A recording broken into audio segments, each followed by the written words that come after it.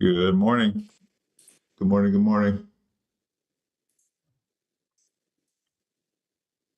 Still getting set up,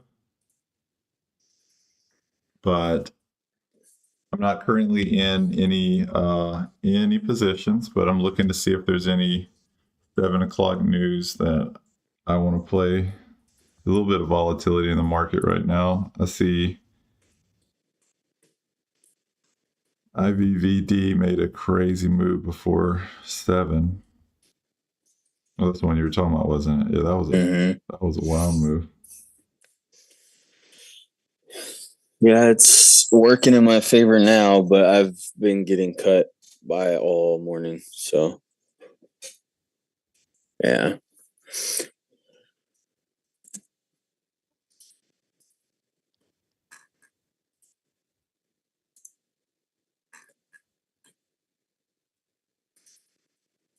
I'm in PFSA too. That one's working in my favor too right now. So, we're up unrealized. We're up about $500. MRKR.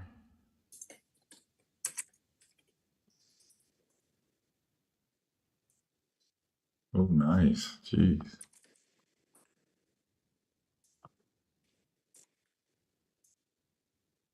Where's this one trying to go? $2? Oh, there's a 200 DMA right here.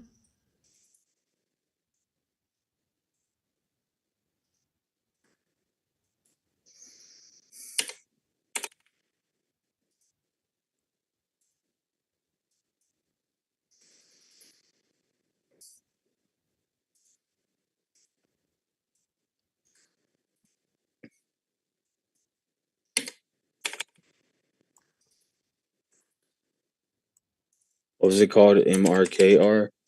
Yeah. It's at the 200 EMA? Mm-hmm. Or SMA.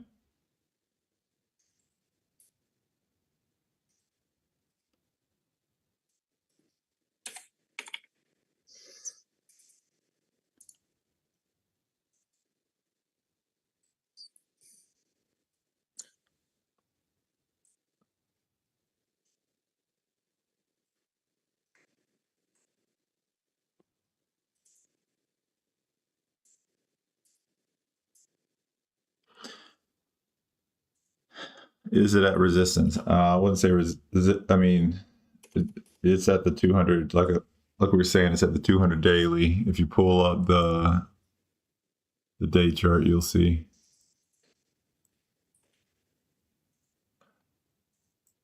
So the fact that it's hesitating around this level is telling me that it's acknowledging it. When it's acknowledged, that usually is a good sign.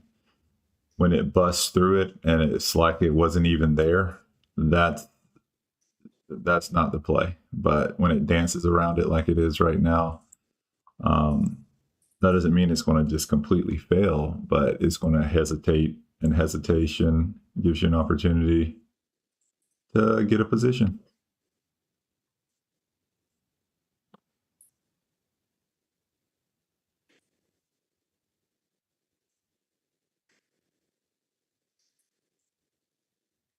Just phase 1 news. Oh, so nothing really substantial. So,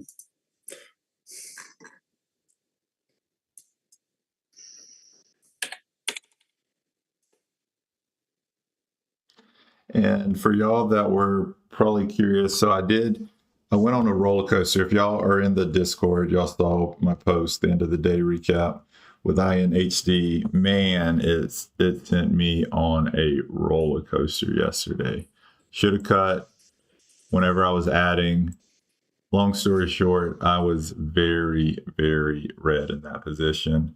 Ended up closing the day up less than 1,000. I think it was about $800, and then I kept 2,000 shares to swing overnight because between the no news pump, the weakness I was seeing in after hours, I ended up swinging it and ended up Now I'm up about 2K on the day just from that swing long. So I'm not going to be taking too many risks in pre-market because my day realizes 2,231 right now. So It's really good, bro.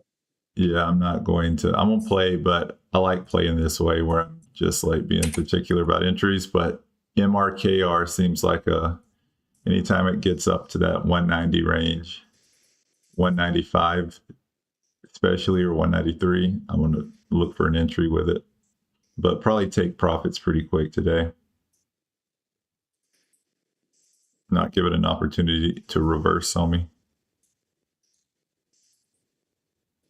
Good morning, everyone.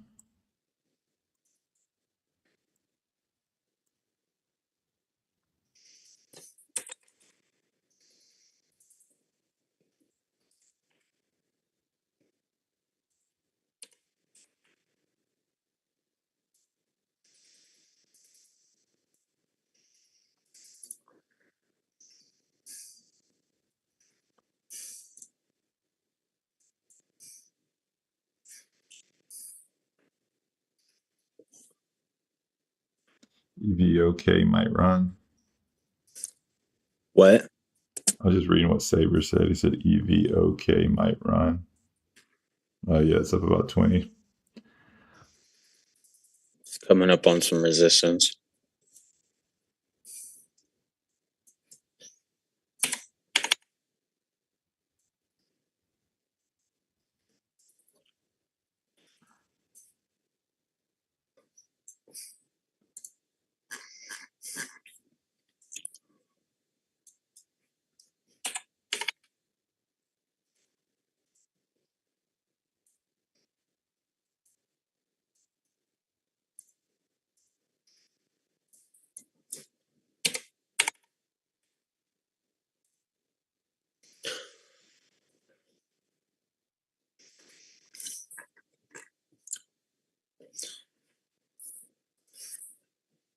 I wish I could trade like all the time. I wish I could trade like I trade when I'm in drawdown. You know what I mean? Feeling You know better now? exactly what I mean. Huh? Feeling a little better now? And somewhat. I mean, I'm not fucking $2,000 realized negative, but I mean, not fucking, I'm not green on the day by any means. I'm still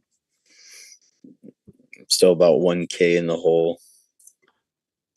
So, I mean, it's fine.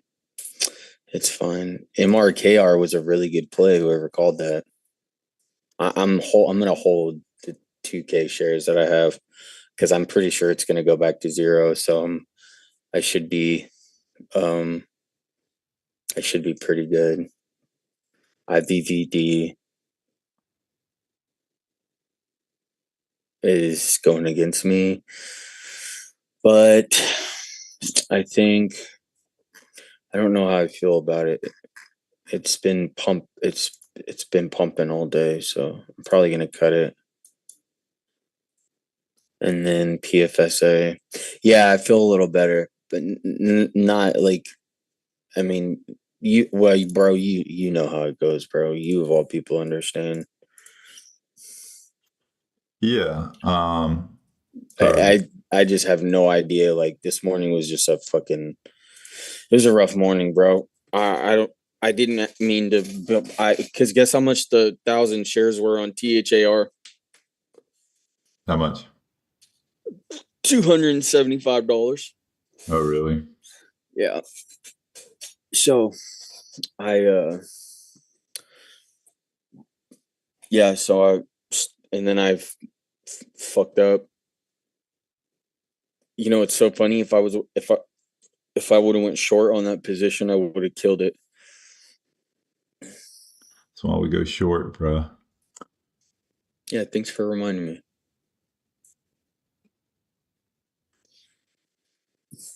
EVOK was a good call, whoever said that. I didn't play it, but good call.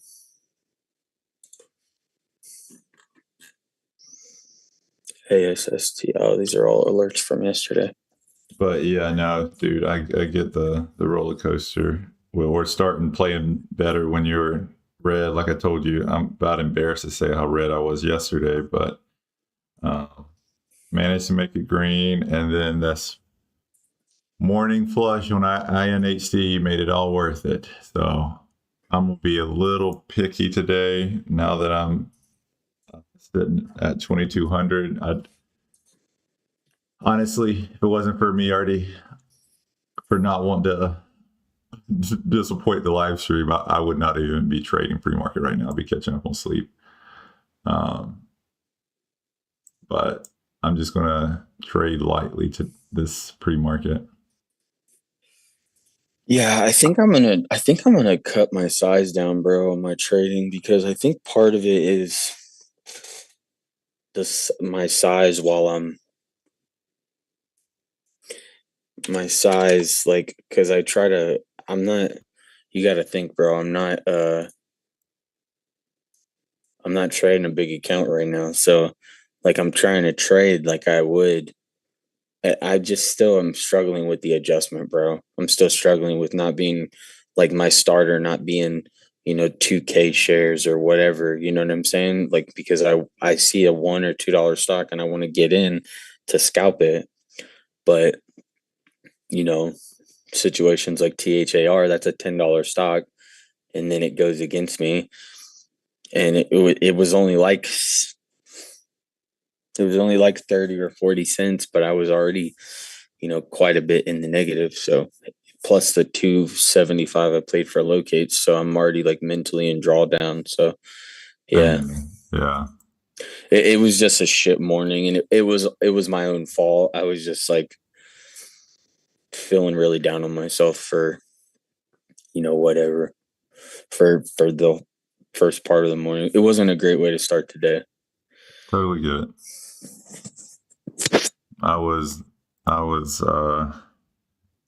like I said, I was a little disappointed in myself yesterday. It turned out good and I actually got a nice flush out of it.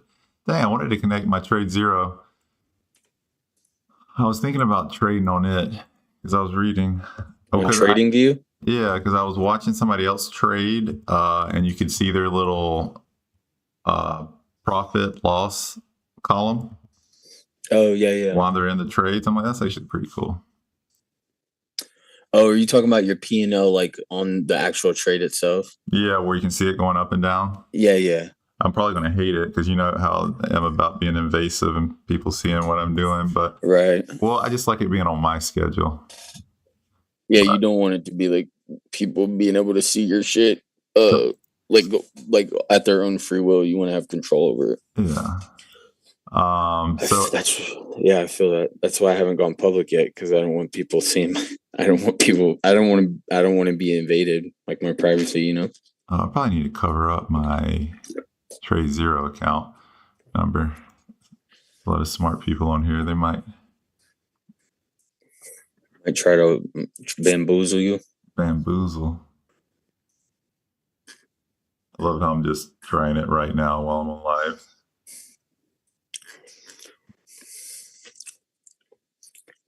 But yeah, Alex, I haven't really played much today. I played this one, and obviously I got out way too quick on the move, so only made like a couple $100 on this. But I swung 2,000 shares of INHD overnight and woke up to be in plus 2,000 at 6 o'clock or like 6:50. So I closed it out. So all the chaos that INHD put me on, I was like, bro, this thing looks weak on a nose news pump. Like, I don't swing overnight anymore, hold overnight anymore. But like the way this one ended, I was like, I have to swing these shares to make this chaos worth it. So ended up getting out around where it's at right now, 360, 2,000 shares. So I'm up about $2,000 on the day.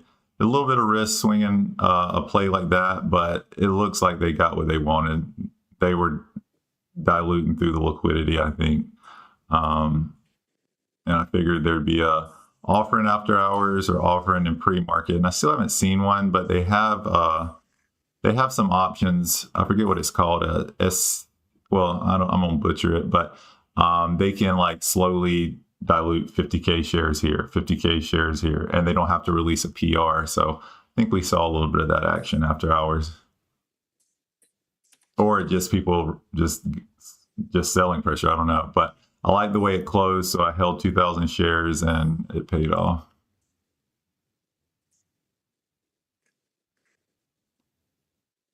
I'm going to try this TradingView connected thing on my next trade. Because, yeah, I was watching somebody on YouTube and I was like, it's pretty cool to have the little pro, like see how red you are in the position or green you are in the position. I'm probably going to hate it in a second because it's probably going to change how I trade, but I'll try it. I'm gonna run to the bathroom real quick, bro. I'll be right back. Sounds good.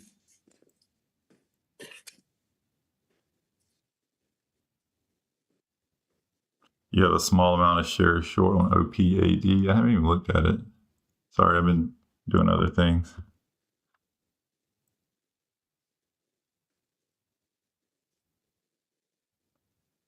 Yeah, this was a wild play too. I was caught up in INHD most of the day. And one of the main reasons I wanted to connect my account was not necessarily for y'all to see where maybe if I pull it up on, let's see. Because I want to kind of want to show how I played this yesterday. I played it like a disaster yesterday. No, because it's a different day.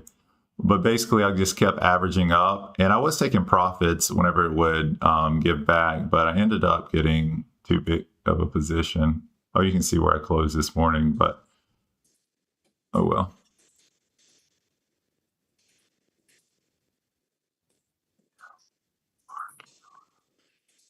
Good call, CJ, on this one too, by the way. On what? MRKR. Yeah. That was a really nice call. Holy shoot, my camera's on.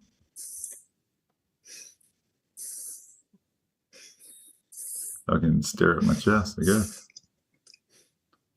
I'm messing up all these settings right now.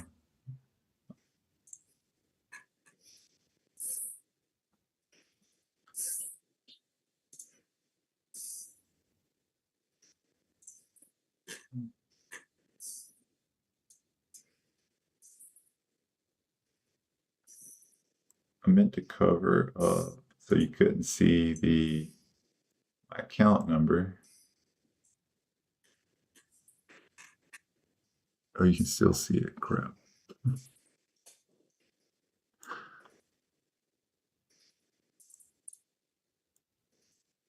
Oh, well, that's all right.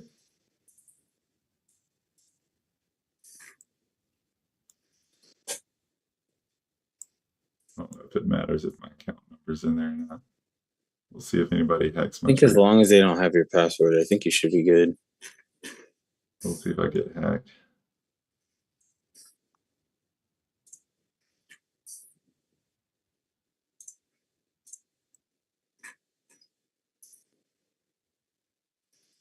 Only if you open in browser. I don't know what you're saying, Alexander. I was saying I probably shouldn't just have my account number all visible, but so I tried to cover it up with a black screen, which is now actually my face.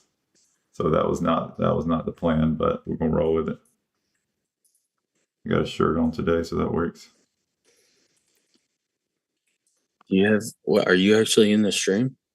Yeah, kind of like how I used to. Just kind of how I used to do it, but I was supposed to just put a black box, but that black box turned into my webcam because that's where I used to have it back in the day.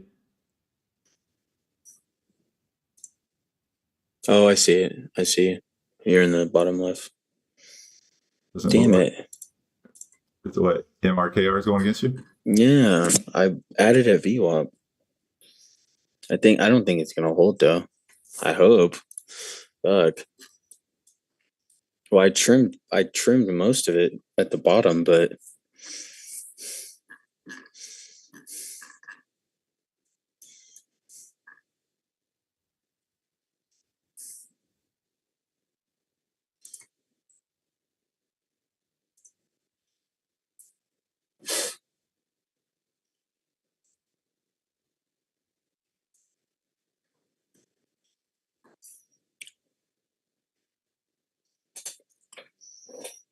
Yeah, I'm probably, again, going back to being picky. I'm probably gonna be a little picky today, since I'm already up a little bit. So I might just wait for I want to, and the point of me saying this is I want to enter here, but I'm just gonna be so annoyed at myself if it does a full retest, so I'm gonna wait. If it gets up to 190, 193, I'll get back in it.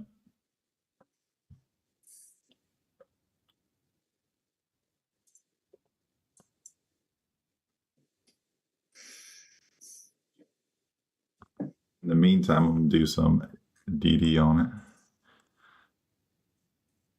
Because the news, phase one, we know doesn't usually sustain like phase three and phase two and FDA approval, but I want to see what AskEdgar says about it. Overall, offering risk is medium. 6 months of cash.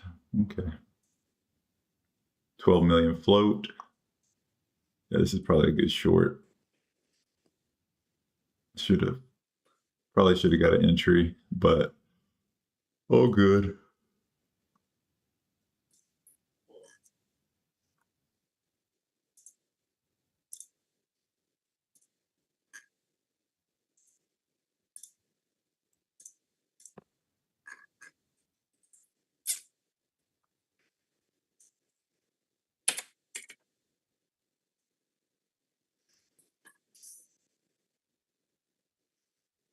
But no, that was a nice call. And when we pulled it up, it was right there at the 200. So I jumped out way too quick, as you can see from my blue arrow. I got out on this candle. But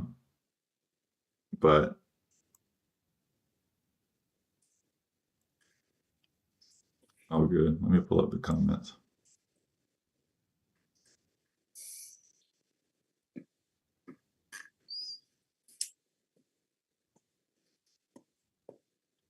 SER may pump on opening. Which one is SER? Why is that? What's your thesis on that? I'm not disagreeing, but just curious why you think that. Because it's consolidating at that like $7 level.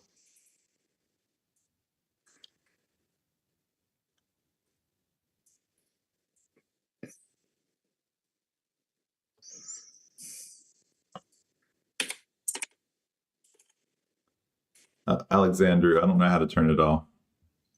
I tried. But like I said, I have a shirt on today, so we'll roll with it. Yeah, SATS, blurry. I don't know anything about this one, and it's in a price. It's in a price that gives me PTSD. The last time I entered a short position on a stock in this price range, I got ripped apart. So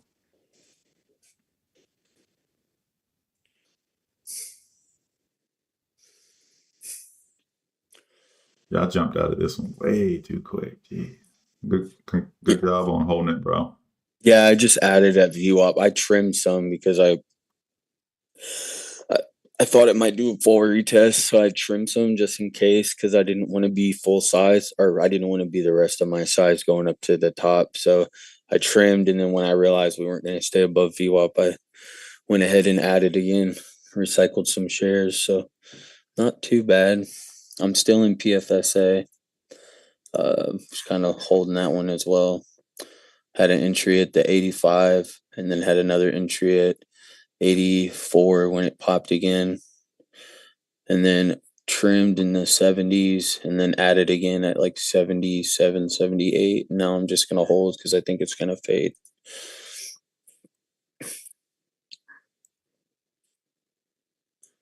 I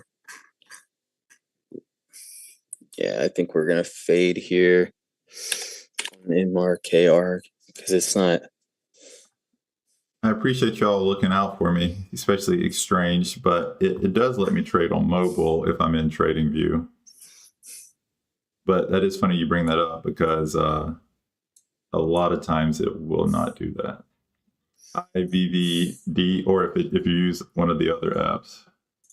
Man, IVVD is ripping. I hope you're not still in it, bro. I'm not. I'm staying away from it because it's Got your number this morning. it got me bad, bro. It got me bad multiple times. Multiple times. I mean, I recovered some of it, but like still, I mean, it was just it's not a good way to start the day. Yeah, I agree, Blurry. MRKR looks like it may go lower. It's hanging around, it's struggling to hold over the 5 minutes to hold over VWAP. Yeah, every time it touches VWAP, it kind of just pitter patters around and then goes down. Nothing substantial. But yeah, no, it's funny because I opened up the Discord group yesterday, as you're well aware of, Mr. Moderator. Busy moderator, but that's all right. All of us are so like it's just me, you, and Martin, and we all three of us are pretty busy. But Oh, I know. But opened the Discord yesterday, and then as soon as like the newbies come in, I'm over here probably have one of my most like reckless trading day. They're probably like, God, did we make the right choice? I know for sure the most reckless trading day of the month yesterday. But ended green, had my adrenaline rush for the day. But that's the main reason why I held it too, is just like I felt like this owed me more. And again, it wasn't entirely emotion based, but like me and a few others have talked about this. They fade usually pretty hard, and it just seemed like it was a good candidate to fade. There's breaking new lows and after hours, but I went on a roller coaster, but all of us kind of went on a roller coaster, honestly, because a few of y'all played OPAD, and God, dude, it had y'all's number too. So there's a couple of them that sent us on a. Dude, I posted a screenshot on Twitter yesterday, dude. I was like $575 in the realized, and I had an open position left on caps. Because I remember I told you I was going to hold it when I left yesterday. Well, I had held it, closed my computer, and then I left, and I got in the car, and it had tanked. So I was like, I'm going to hold it.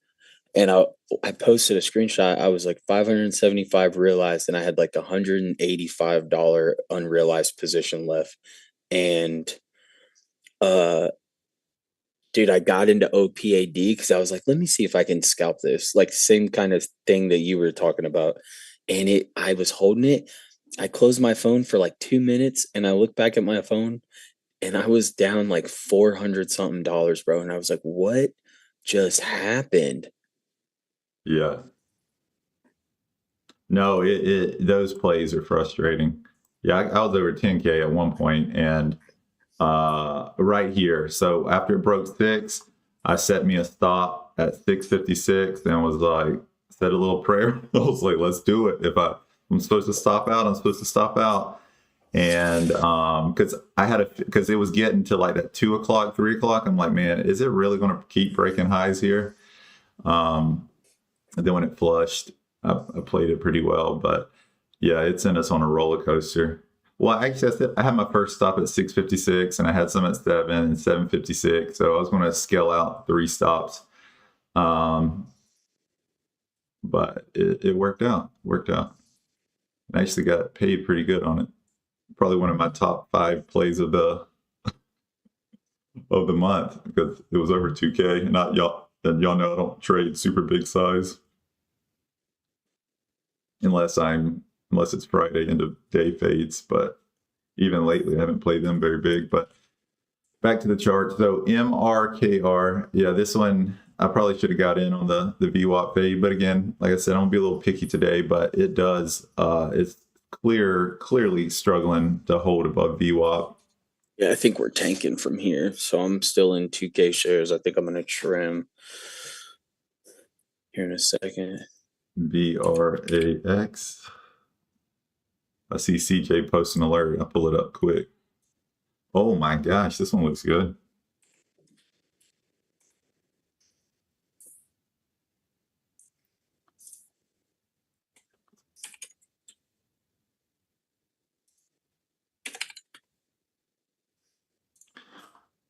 why I didn't go heavier.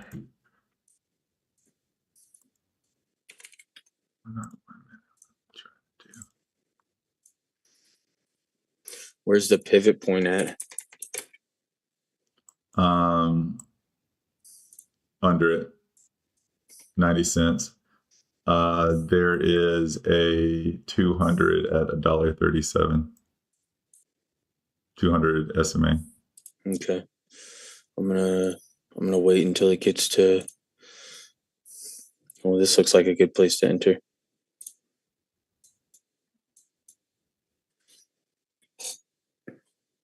I'm gonna let it run a little bit. See if it gets a little bit closer there, but I'm probably gonna miss the play. It'll probably flush before there.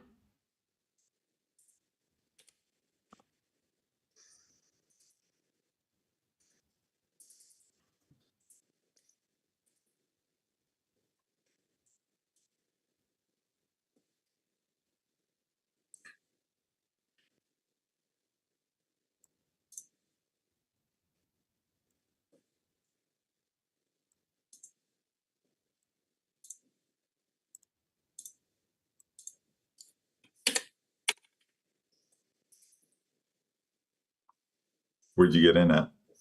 I got out because it went against me. I'm waiting for it to pop higher.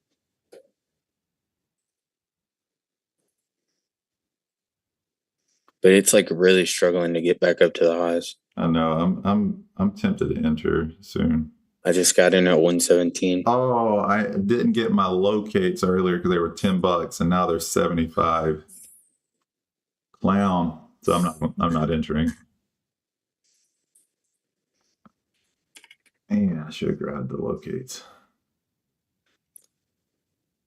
I wasn't expecting. What's the float on that? Why did it go up so much?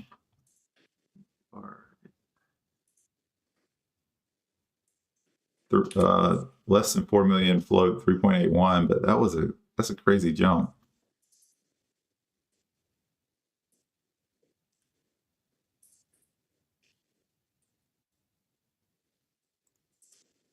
I'll pay those locate fees if it gets up here, but just wait. I'll pull up the 1 minute. I know y'all like the 1 minute.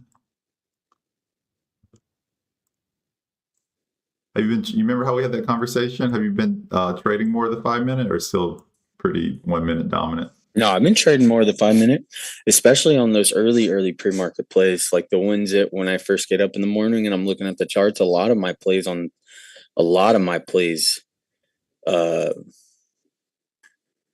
a lot of those plays are 5 minute plays because I love the way they look on the 5 minute. Money rotation. Look, money came out of MRKR to go chase PRAX. You're gonna be green before the day's over with, bro. Yeah, I'm in VRAX, but I don't know how much I should hold it. I don't know. Should I rotate my shares and get back in, or I mean, I'm still in, but I don't know. It's looking kind of weak to me, bro. it does look, yeah. These long wicks up, I think it might flush, to be honest, but I'm not getting in it because of the locates. But if I had locates, I would have gotten in it around the 115, 116.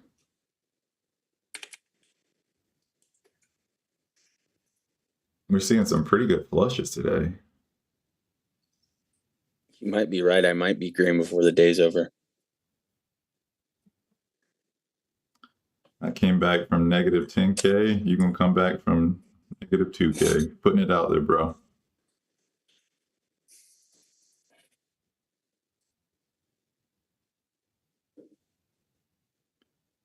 And I'm not saying that proudly. I went on an emotional roller coaster yesterday. But all good.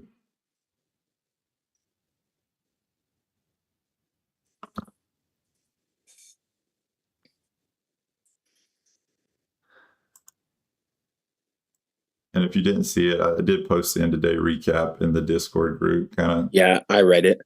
Yeah.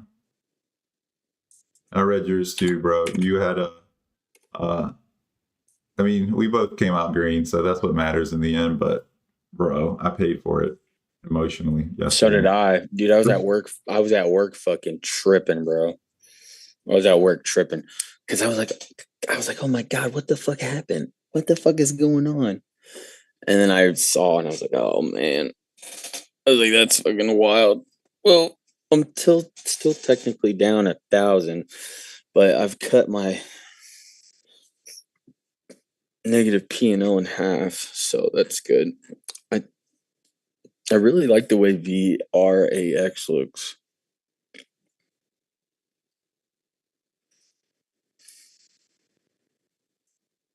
So check again. Yeah, you on TradeZero, Alexandria. So if yours is cheaper, let's see if mine's cheaper.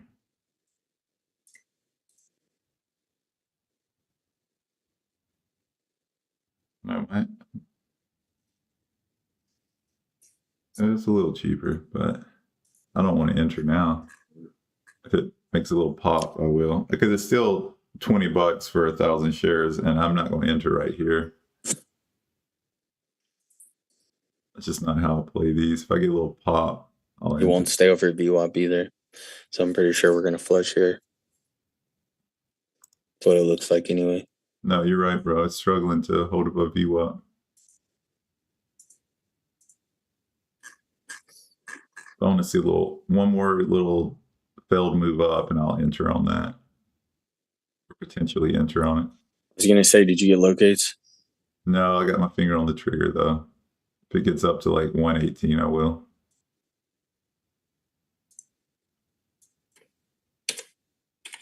You know what? I'm actually gonna wait. I'm gonna wait to see if it gets up to the 200. I don't think it will. I think it's gonna fail here, but I'll enter a position right before 8 o'clock, or if it gets up to the 200. Being a little too picky this morning, but that's all right. If I lose my plus 2,000 on the day by making a dumb decision, I'm gonna be beside myself. So I respect your your decision, brother. PFSA is still tanking. I only have 500 shares. I'm still holding. was it Star Quality? What broker are you using? I have a link in my description, TradeZero. Yeah, link in the description. And you got a good deal if you use his code. But in all reality, yeah, I use TradeZero. I've tried a few, but this one's my favorite. And most of the people in our community use this TradeZero. Except the degenerate. Yeah, you like paying those fees. But you're not wrong. You're not wrong. But yeah, I don't know if you're new to short selling or what, but regardless if you go with TradeZero or whoever, you just need I think TradeZero is the best for sure, but you need a short selling broker, one that's specific to short selling, or you're just going to be at a disadvantage between getting locates and paying commissions and fees and everything. Yeah, trust me. Please trust me from experience. Do not go with TradeZero. Please, for the love of God, go with TradeZero. Is TradeZero offshore? That's a good question. Because they do have an international office. Well, they originally started in the Bahamas. Now they have a United States division and an international division. So they definitely, I think their headquarters is in Bahamas. So I don't know if that defines offshore, but you still have to, do the PDT rules and all that. So you get your VRAX flush though. Mm-hmm. Did you see Stephen Duck's latest big trade, 17 million in a day? No, bro, he's been balling out. Yeah, he made 10 million on BMNR. He paid over a quarter of $250,000 in just fees. That was he took another trade since then. I think that was a few. Yeah. I think he took another one recently. He like he was saying, made the 17 million. That's wild. Yeah, no, he's a beast. That's funny. I think I was telling you about. I was on somebody's Instagram live not too long ago, and they were throwing like hella shade at him. And I'm like, bro, how can you throw shade at Stephen At the Ducks? Ducks. Yeah. What? Like, get out of here, bro. What the fuck are you talking about? Like you're jealous. Ducks is OG, bro. Your jealousy is showing. But he has his own group, and he trades a certain way. He's the type of trader that like throw shade at people that don't trade exactly like him. You know what I mean? Like, Who? That person? yeah, I don't like throwing names out there because I'm supposed to do an interview with you, so I don't want to be fake. Oh, But my like, bad. I might cancel it though because I don't like. That's not my vibe. Like, I just hate people that tell other people how to trade. Oh, you can't be a scalper. You got to do this, or you got. That's not sustainable. Well, I'm like, bro, like I just like let people trade how they want to trade. Like give them their, give them tips, tricks, whatever. But like, I Well, there's just, so many ways to skin a cat, bro. You can't yeah, say that trading is a one size fits all because it's not. Because there's people that swing trade that make more money than you and I combined. There's people that scalp that make more money than swing traders. There's people that intraday that hold all day that make more money than scalpers and swing traders. It's literally, it's personal, you know? yeah. And then like you'll hear people is like, if you haven't been profitable for 5 years, 6 years, you haven't been in the game. Or I can't remember. It's the guy that owns TradeZella. I respect him as a trader, and he's made a lot of money. But when I hear things like that, it just kind of rubs me the wrong way. It's like, bro, if I made $1 million in 2024 and I invested it wisely and I'm getting paid because of those investment, what do you mean? Like, if you win 2 million, 3 million in a year, or 2 million over 2 years, does that, by your definition, you're not a real trader because you haven't been profitable for 5 years, 6 years? Like, go on, bro. Right. No, no, fuck that. So I just, again, but they cater it to because he's been a profitable trader for 5 or 6 years. So he sets his standard a little bit higher. You know what I mean? So it's like Yeah. this is what it really takes because I meet the criteria. It's just comical.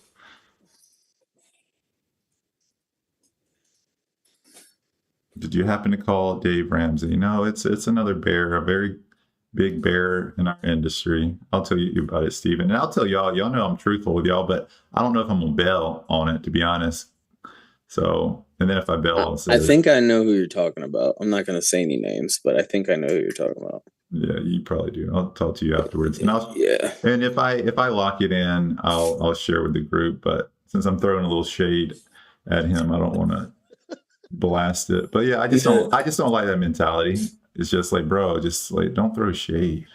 Well, yeah, bro, because you can't Especially at say that. Steven Ducks, he made 17 million. Like what? Or 10 million. He was talking about that $10 million trade or $11 million trade or whatever. It's like, bro, even if it's not your style, like if I I can hate make that, bro. yeah, I if I hate can that. make 11 million any trade, I'll sign me up. You know what I mean?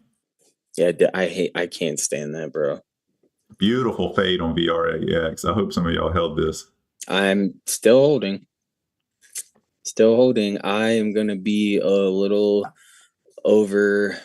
a little over 600 negative still. So it's fine. But it was a good day. It was a good morning after the shit show that I had. Thank God that I didn't thank God that I didn't fucking decide not to come on stream and cry myself to sleep. So I was really going through it this morning before I got on live, bro. I was like, God, I I'm could like, tell. God, do I suck? I could Am tell, I bro. just that bad? I could tell. I Oh, could. I bet you could. I could feel it from you. You're like, man, that's unfortunate. I'm like, yeah, it's really, really aggravating. Bro, look at this flush. I hope y'all banked. I would have never held this long. So, I'm still in it. Still in it. I'm gonna get it back down to the. Yeah, I'm still holding. I think I'm gonna get down to the 80s, 81. I might cut it right here though. AIFF's getting a little pop here. Yep, I'm out.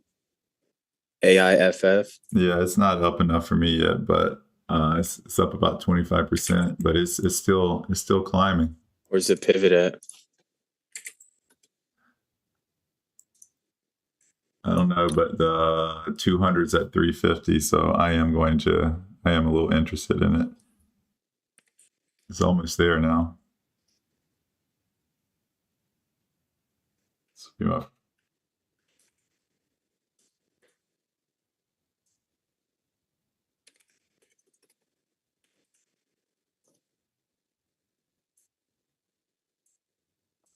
So it should.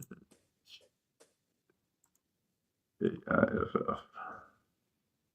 Only in 400 shares, just filling it out, just in case it wants to. Oh yeah, I have my little P&L thing now. Since I'm playing front side, I'm gonna play it small for now. I'm only in 500 shares. Me too. I wanted to get up to the 340, so 345, 347. What's the news with this?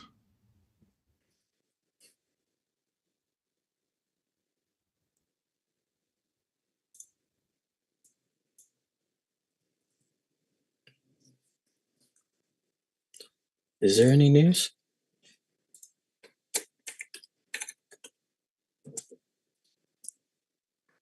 Share the news if y'all see it. Oh, I got my stock titans up now.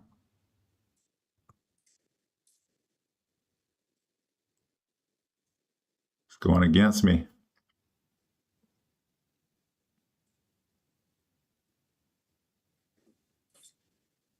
But I'm in too early.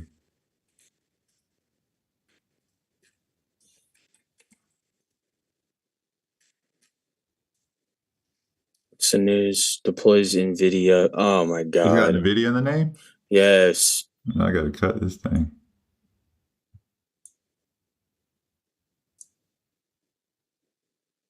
If we break through these highs at 350s, the next one we got is in the 170s. I don't even care. I'm getting out.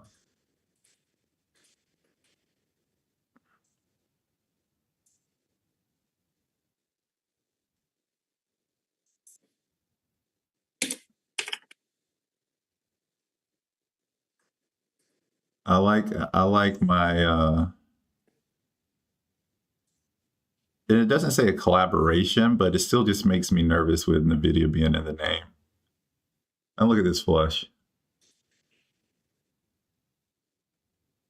Yeah, I'm gonna wait. I'm not gonna play this one.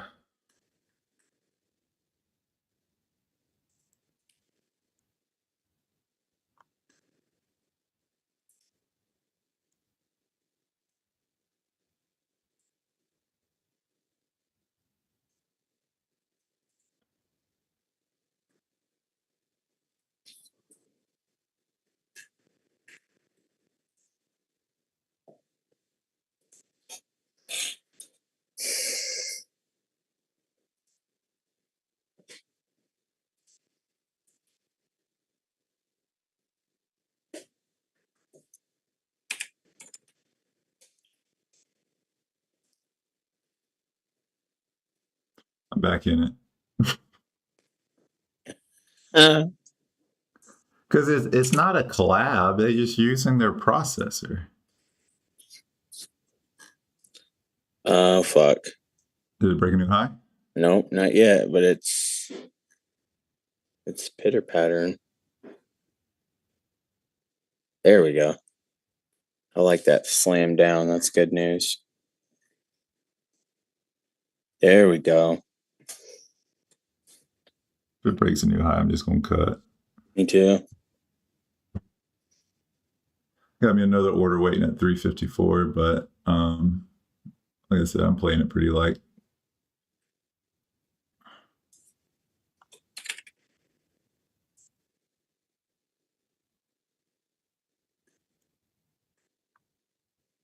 I love how they literally, they're just using their software. That's literally. Oh, I know. It's just hype, bro. Achieving. But that's why I told you though, is because it had NVIDIA in the name. I'm like, oh fuck.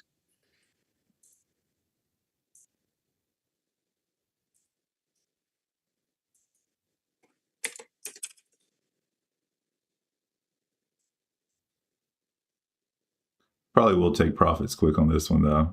Yeah, as soon as it flushes, I'm probably gonna trim.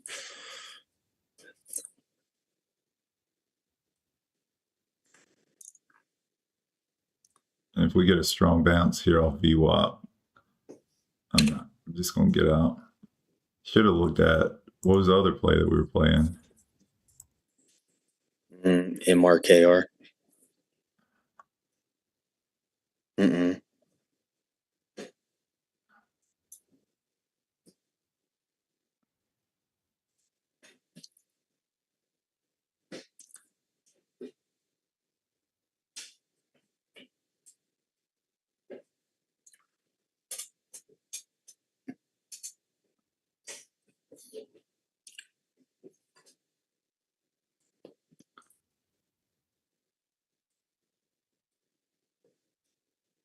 I'm getting out of this thing.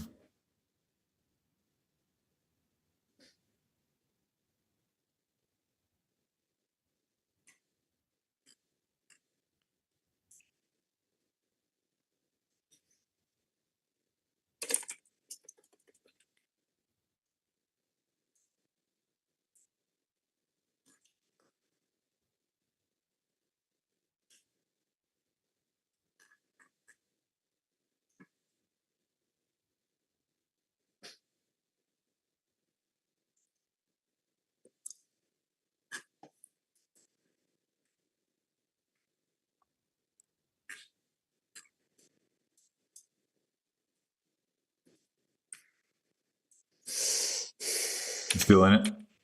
Mm-hmm.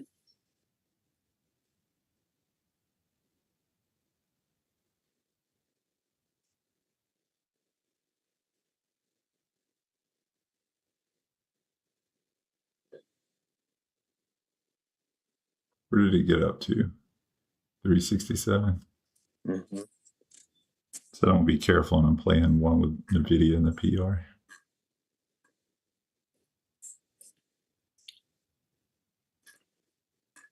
Then it's only up 40%. Jesus Christ.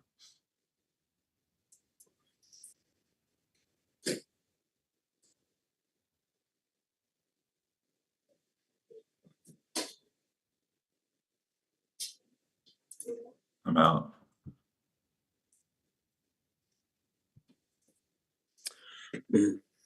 I gotta head to work, bro. I'll see you later. All right, see ya. All right, bye. So I'm not interested in this play. It's BS news, to be honest. But the fact that it has NVIDIA in the name, sometimes these just run for no reason. So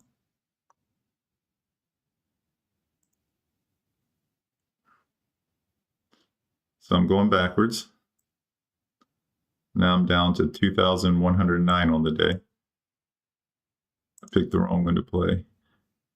And it might still fail here, but again, I'm going to be a little cautious today because this one could potentially take off though.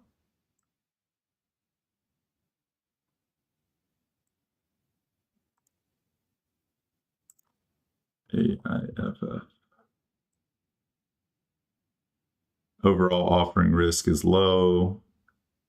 They do need some cash though. They only have about 5.4 months of cash.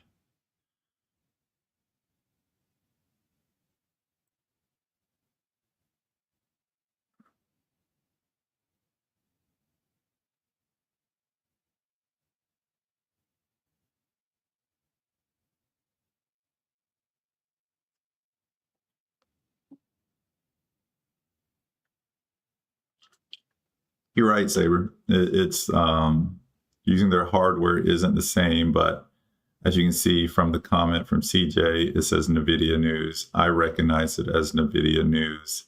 Longs, they don't read like the whole PR or really care sometimes, you know what I mean? So regardless, I'm gonna play it safe. Just because we understand that doesn't mean that this thing is not going to pump. So might fade here, might pump, but I don't play the ones I don't know. I try to play the ones I think have an edge in. So if y'all are in it, I hope it flushes, but I'm going to be a little cautious with it.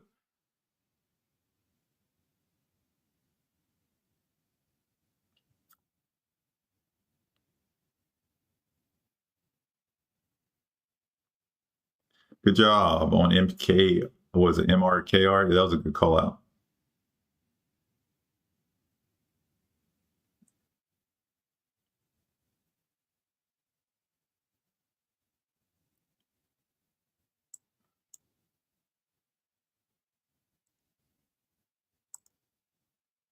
What was that second one we played? I forgot what it was.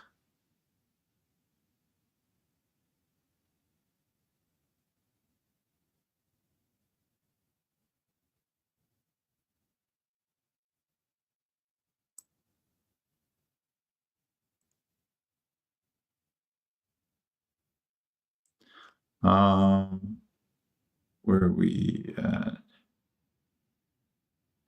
Spill the beans, bro. Oh, well, this is your therapy. Yeah, I should tell y'all because, like I said, I don't like being secret. So, Friendly Bears is who I'm talking about. He was just throwing a little bit of shade, but he's a good trader, and he's very like strategic with his entries and stuff. And I respect him a lot as a trader.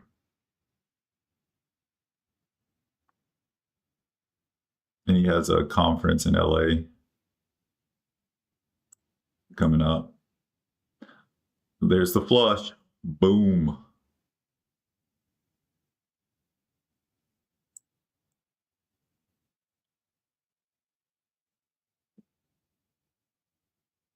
Hope some of y'all made some money on that flush. I was out of it.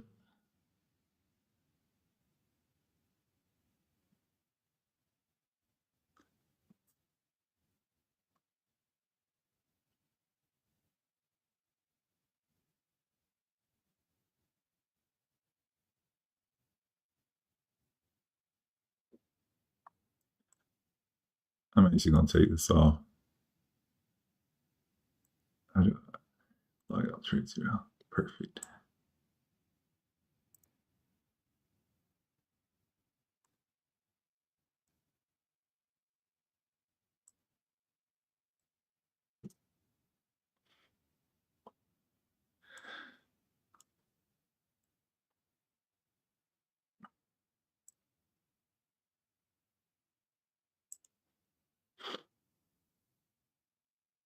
And Cena, thoughts on coin here? I think it's 330 this week.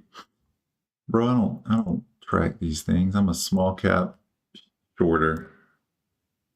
But I'll pull it up. Just because I'm curious. Yeah, bro, I don't know. I'm the wrong person to ask about these large caps.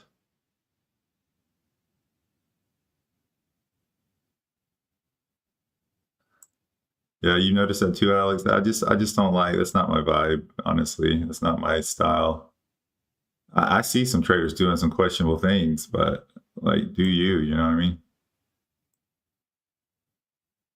But yeah, I noticed that too because some of the videos that come out, it's just like a little much sometimes, or some of his shorts and stuff. But he's a beast, though. He's got a lot to prove. I think that's what it is. I have nothing to prove, so I don't care how other people trade.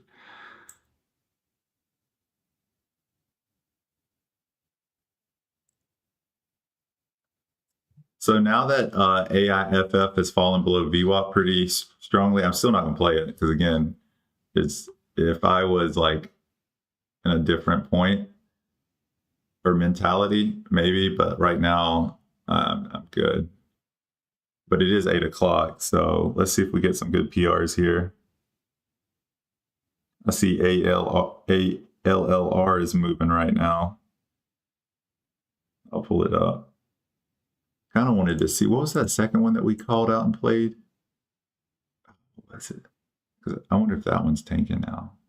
Is it VRAX? Yeah, VRAX. What is it doing? VRAX. Oops, I clicked the wrong thing.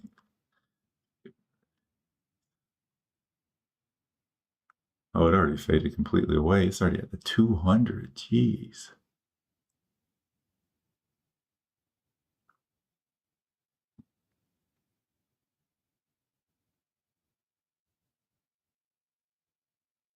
No, he does, Alex. He does come at some verified people too. That's what I'm saying. It's like, bro, if you make $1 million, 2 million, $500,000, I don't even care, a couple 100,000, like you're legit to me until you're not, you know?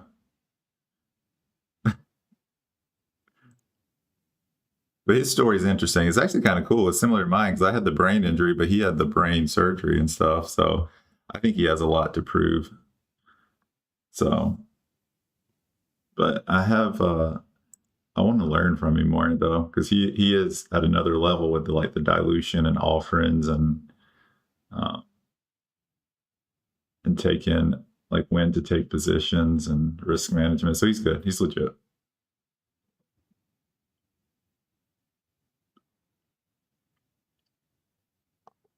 Yeah, ALLR. I saw it earlier, but I want to see it up a little bit more. Again, I'm not trying to be like overly picky, guys, but I have my criteria and I like for it to be up 50%.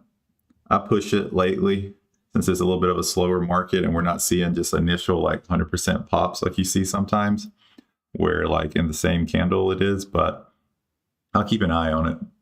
But I would like to see it up a little bit more.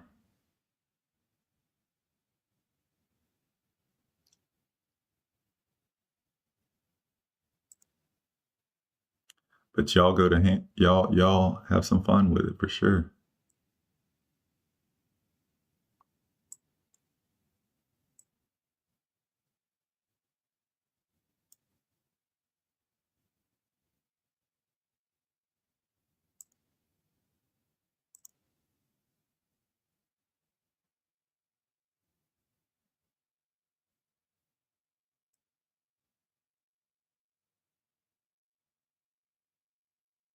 But yeah, Alex, going back to what we were talking about, like I heard him throw some shade at like pre-market scalpers, and I was like, dang, that's what I do. Do you know that? As you invite me to do the interview after the trading conference?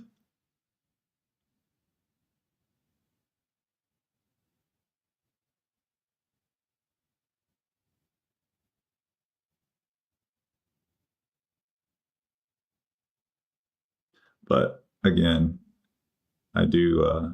There's a lot I could learn from him, though. So I'm actually pretty excited.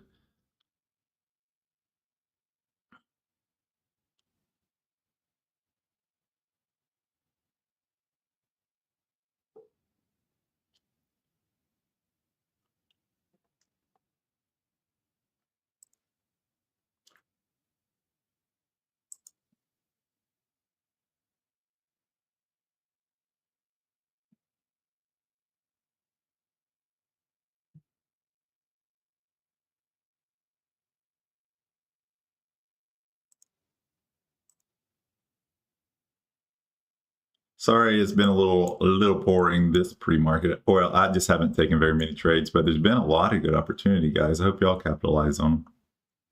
Only played a few plays.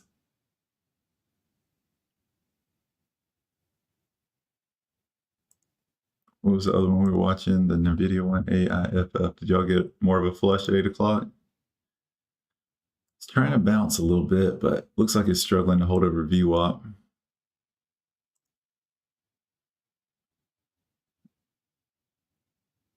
Bro, I know his courses are outrageous, and I try to do the exact opposite. But yeah, his courses are pricey. But yeah, he's definitely legit.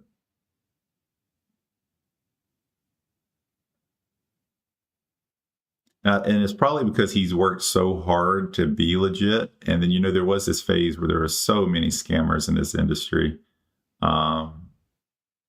that were, unverified and going on shows and talking about their BS trades. And I bet it's easy to get jaded from that when you've like worked so hard to get to where you are. And then there's scammers popping up in their Lambos and Rolexes and they're not even profitable, but they're good at selling courses and stuff. I could see that being annoying.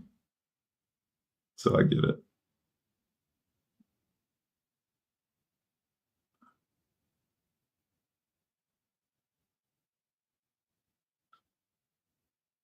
Nice, Ordo. You make some money on it? Saber made 900 on the AIFF drop. Let's go. coming back up now to test that, what is it, the 200 level. Listen, y'all know I'm a fanboy of the 200 rejection. I posted a few of those alerts yesterday in Discord. And so y'all know I like that, but I just don't like that it's not up 50% and that it has NVIDIA in the name. But I'm not saying it's not going to fail. It's just not my criteria. So this could be another good opportunity, but I'm going to hold off on it. ALLR looks more interesting now to me. It's still only up 33%, but if we get a retest here, what's the news on this one? The FDA granted fast track designation. See, that's not that bad of news though, so I don't really want to play that one either.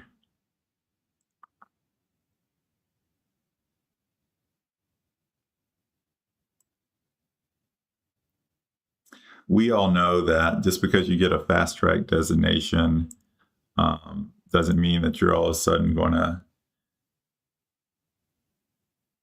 start making crazy money off whatever drug this is. But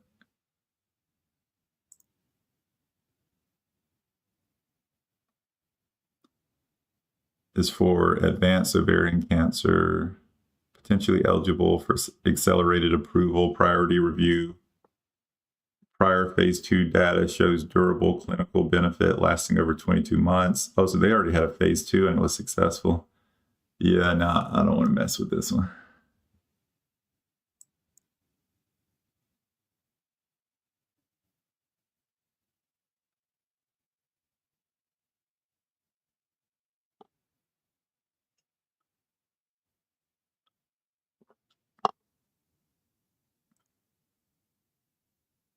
AIFF looks like it's struggling to hold over VWAP.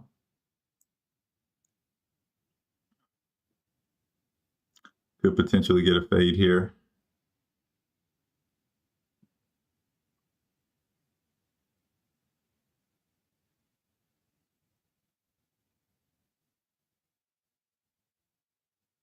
Totally, Saber. Agree with you 100%.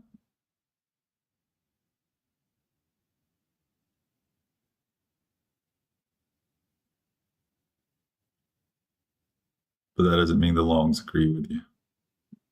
This thing could still easily pump. Don't ever be too confident in a position, bro. That's when you get wrecked. Now you've been on some roller coasters in the group too with me lately. Overconfidence will.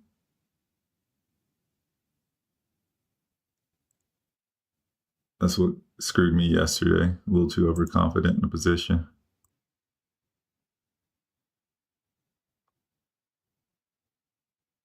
It's really struggling around this 200 though. How's the volume look? The volume's maintaining though. Good morning, BG.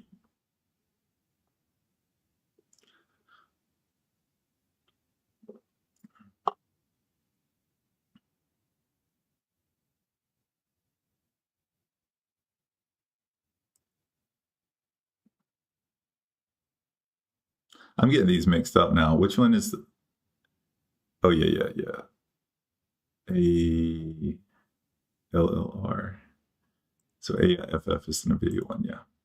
But yeah, both these have decent news. Or can be perceived as decent news. But everything's been fading pretty good today. Let's go. Good job, Alexandra.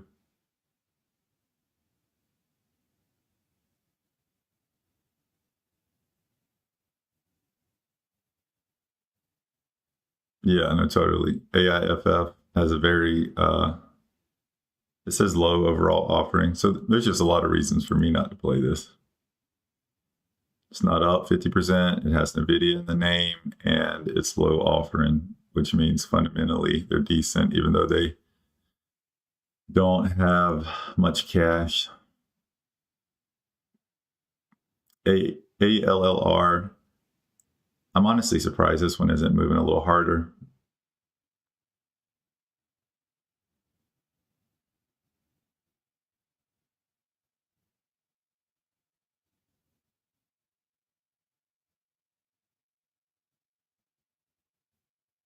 kind of want to look at IVVD.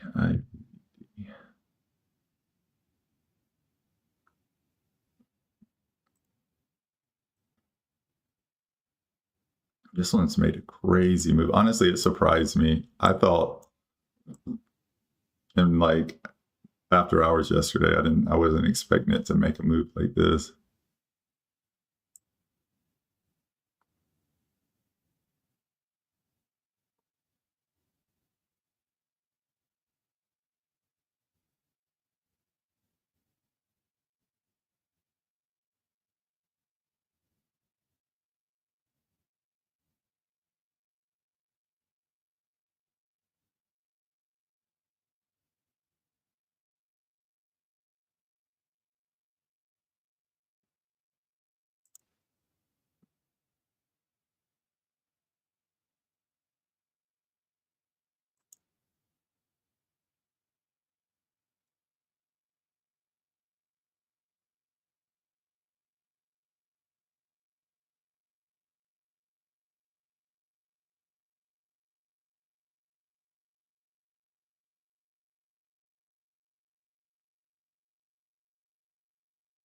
Right, Alexandria. And again, we actually saw it today. Most all of them it's flush. The Nvidia PR, it looks like it could potentially flush. The what was it, the MRKR or whatever, it flushed. So we got a lot of good flushes today. ALLR, not as confident because it's after 8. So this one might end up fighting.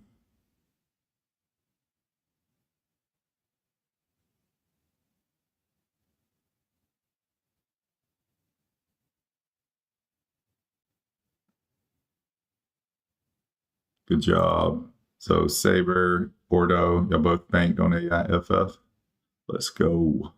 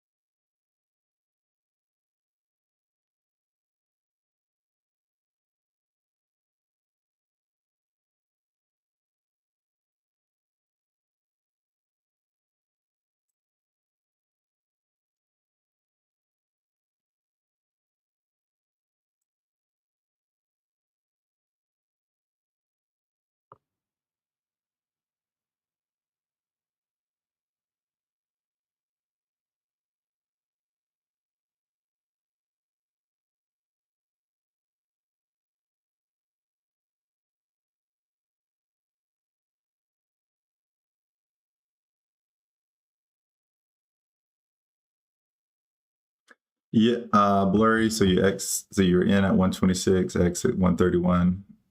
Break. Yeah, no. Again, like I said, I'm not saying these won't fade, just like AIFF, ALLR. But I've been trading long enough to recognize when there's very blatantly obvious signs that they're not going to fade cleanly, like Nvidia news, low offering, only up 30%. This one maybe because it's at the 200, but ALLR. I mean, if you do a little due diligence, you can see that there's just, again, this one could fade, but I'm not here to gamble. If I see things that I don't like, I'm just not going to enter it.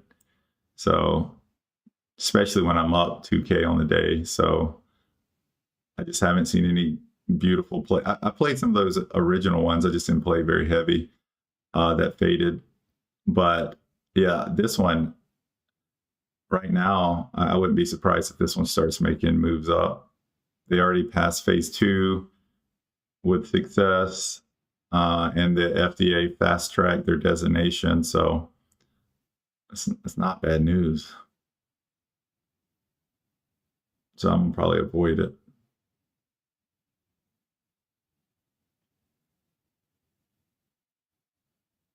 Because the point is, like, our edge is crappy company, or my edge. And remember, this is not financial advice, it's educational purposes only. But my edge is crappy companies that usually are poor fundamental, with poor fundamentals and and trash news or overhyped news. This one has decent news. It is, they do have some open offerings, though, I noticed. Your cash need isn't that bad. They have 11 months of cash. But, so yeah, I'm going to just avoid it for now. But it is making very predictable moves. So if you play like the pops, like up here 140, there's a chance it could flush back down to 130. So you can still make money on these moves like this, but I'm just going to pass on it.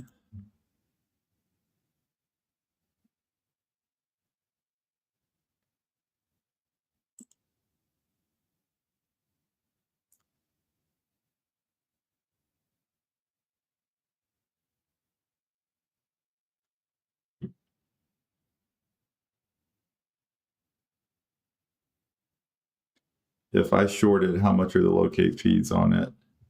So ALRR, most of them are about 40 cents for 100 shares. Because like right now, if I try to get 1,000 shares, it's $4.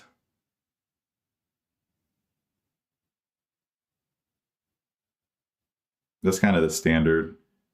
It's more expensive if you do it by percentage because it's only a $1 stock. But a lot of times, even if it's $5, $6, $8 stocks, well, at least with TradeZero, it's usually about $4 for 1,000 shares. Robbie. But again, it depends on which broker you use. That's why I like TradeZero, because they're one of the cheapest. And they don't do commissions, quote unquote, no commissions. But we all know how that kind of works.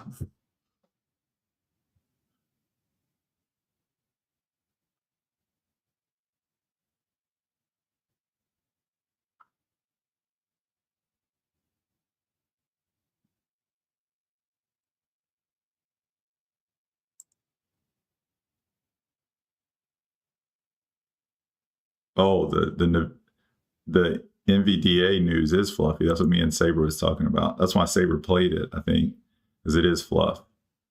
But even though it's fluff, I'm just still gonna be cautious with it because, I mean, I know y'all have seen irrational longs pump, like just some very blatantly obvious trash. You know what I mean?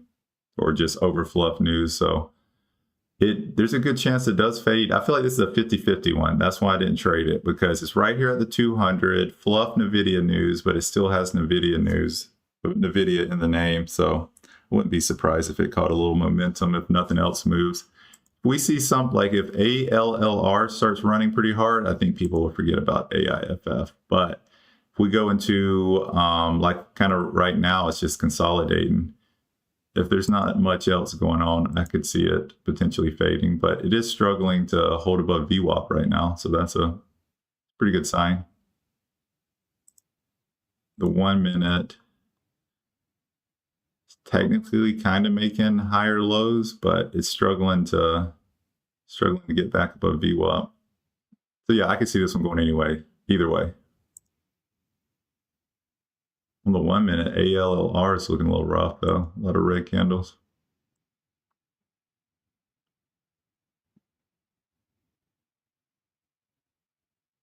Yeah, ALLR news is more legit for sure.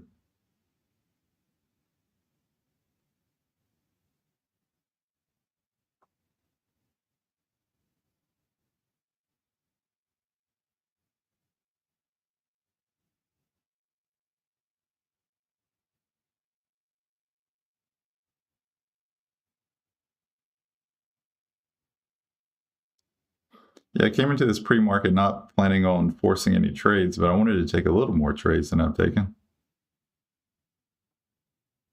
Basically just played those 7 o'clock pops. And that's it. But I haven't seen any like really good retests or much of anything. Besides the initial pops, of course.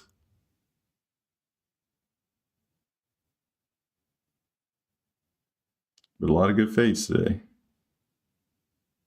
Curious to see what OPAD does today, though, because it's still consolidating nicely.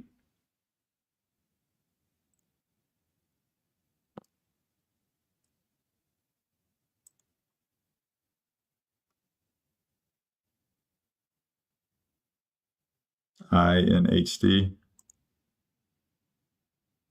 Let me pull it up over here.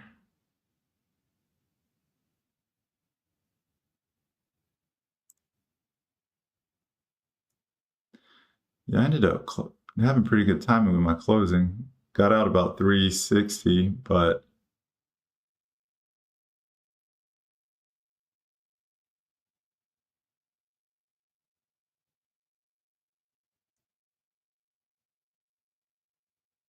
TLRY is moving.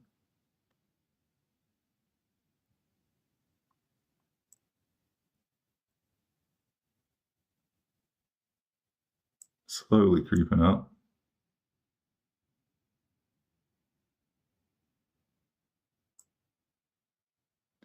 Yeah, I hate these kind of charts where they're just like slowly grinding up like this.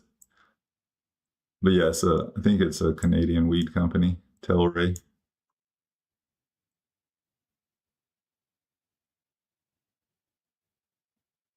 And it always moves when there's bullish American reclassification, decriminalization, whatever, news, legalization. And I just always think that's so funny because I think it's a Canadian company.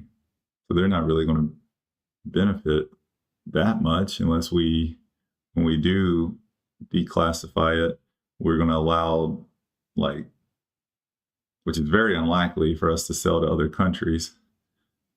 But maybe TLRY has more of a United States presence than I realize. But I'm deep in this industry and I never see them, ever.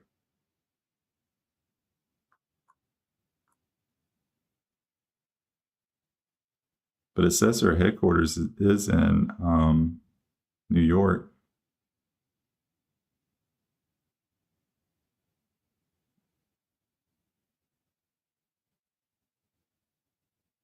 Oh, I see what companies they have. Yeah, those are weak companies though.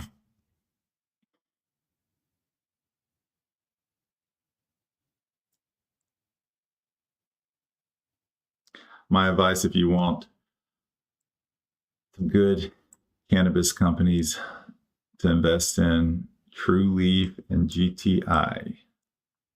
Those are the ones that have their moat, their market share, and it's going to be hard for anyone to tap into it, especially TrueLeaf. Getting off topic here, but for me, just being deep in the industry, TrueLeaf will dominate whenever it becomes legalized.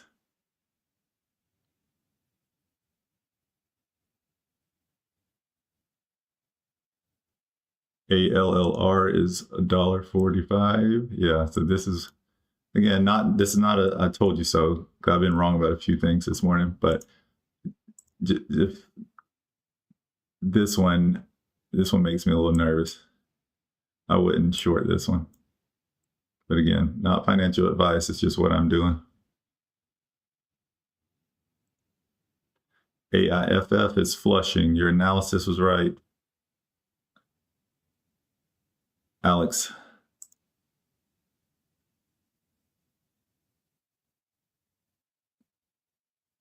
It's kind of some crazy moves though. Like, look at this. Like, not even, these always look wild to me where it doesn't even like come back to test. So these are the ones that are scary because it doesn't give you an opportunity to get out of. You know what I mean? Like if it's a green candle and you see a long wick down, like that's cool. You get an opportunity to get out if you need to, but this looks like it's ready to take off. Yeah, the volume, these last three candles, the volume's definitely increased, which makes sense why IFF is dropping too. The volume's got to come from somewhere. Yeah, it could be new people that just woke up and jumped in the market, but a lot of time it's just money rotating through the same stocks. That's a good call, Saber. It could take off.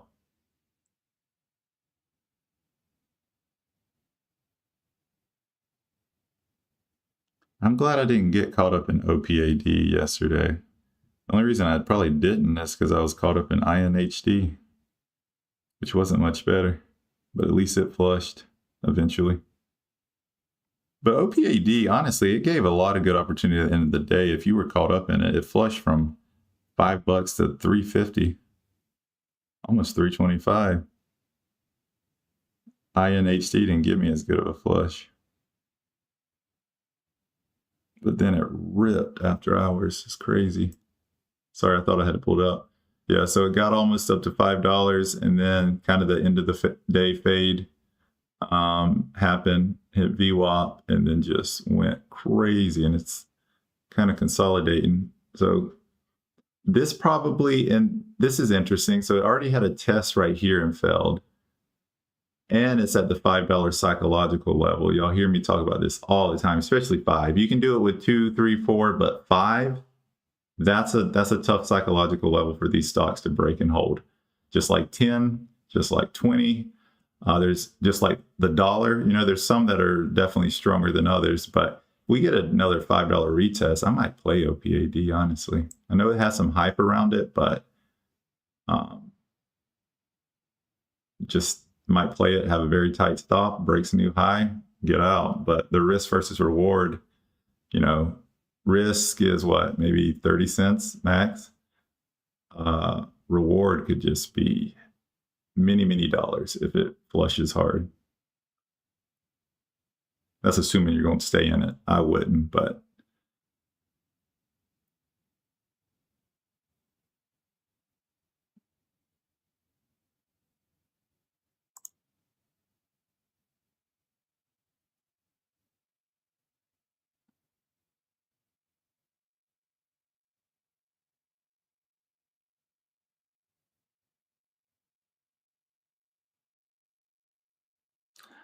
man, I want to play something before I wrap up. I almost played a little too cautious because now I didn't even play anything. PACK, I don't know what's going on with it, but it's up 28%.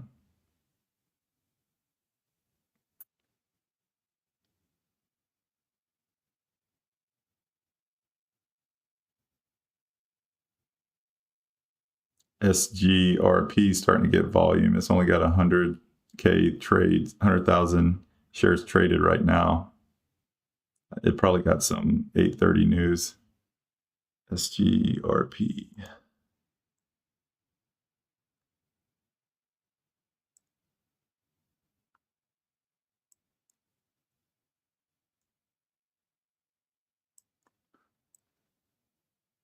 If I start seeing it start taking a lot of the volume, could play a quick ALLR position just in case to see if it steals some attention from it. But I don't think it's getting enough volume to do it yet because it hasn't even gotten to 1 million shares.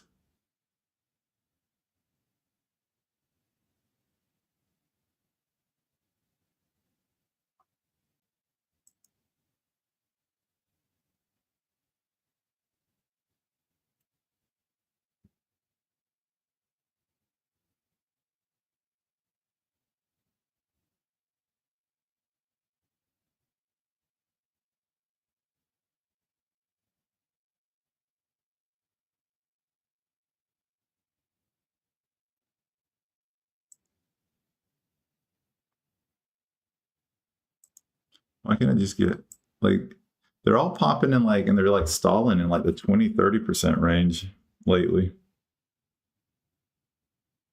Because it usually isn't hard to see a 50% pop or find one, but lately they kind of all go to like 20-30%.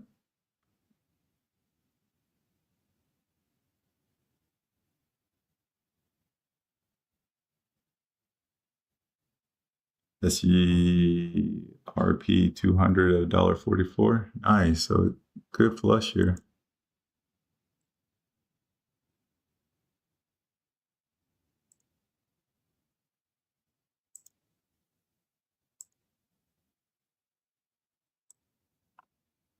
Yeah, went right to it and failed. Good call, Ordo.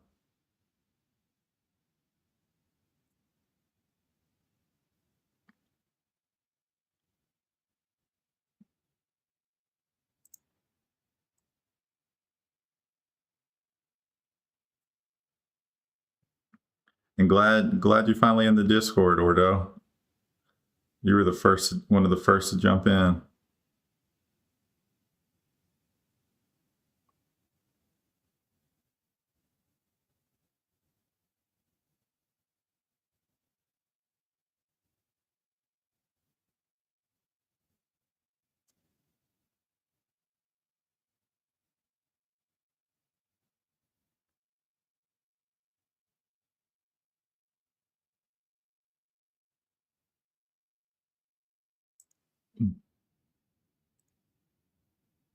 Yeah, ALLR looking like a beast.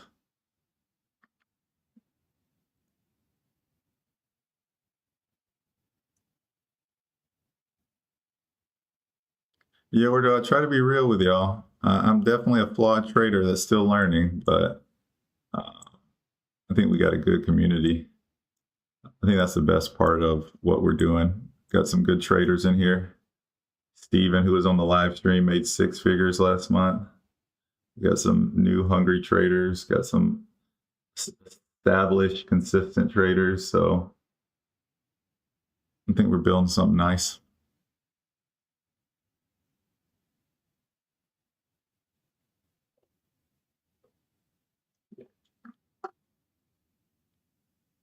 You entered now at 131 for what you talking about? Oh, SGRP.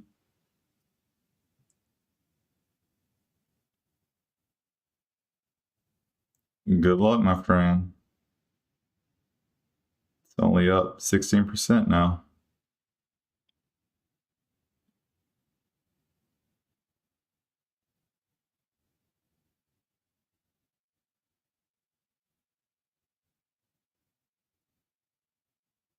Nice job, Ordo. Clean. Played that one nice.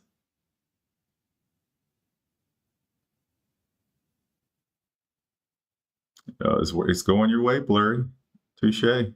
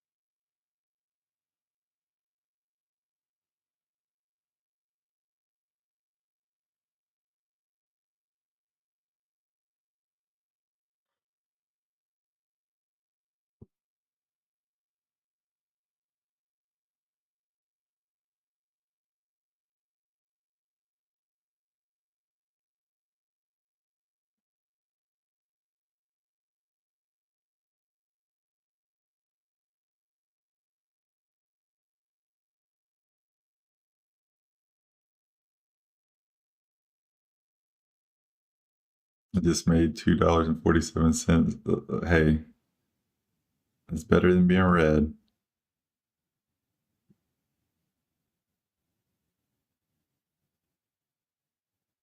Yeah, like I said, I've been a little too picky this morning, but after the roller coaster I went on yesterday, I want to,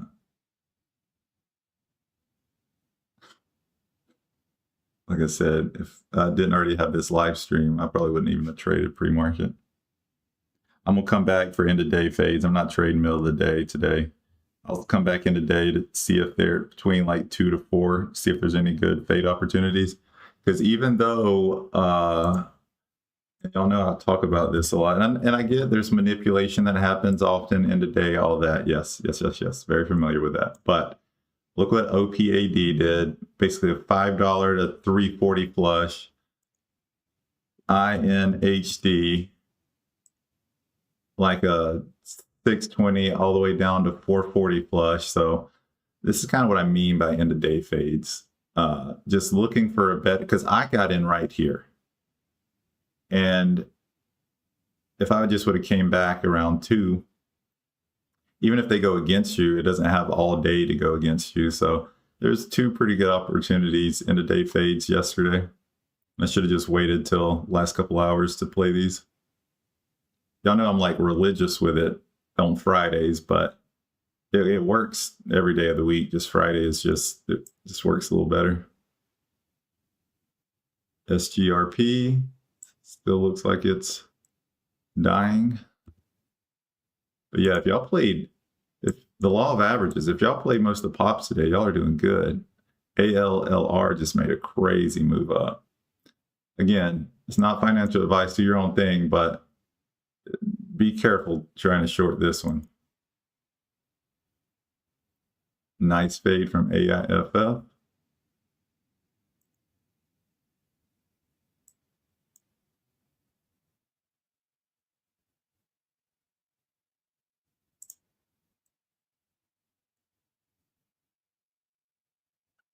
Yeah, ALLR was a long, much better long for sure.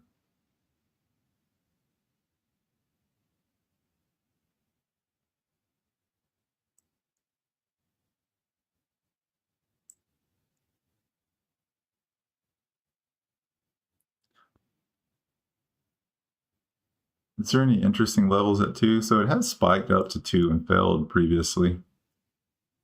My guess is it could hesitate around this level. But again, being a little extra picky today. So I've been trading smaller intentionally, trying to make sure I don't mess up my month, because I'm having my best month since February, and I might actually beat February. Actually, there's a good chance I beat February. So I've been a little cautious.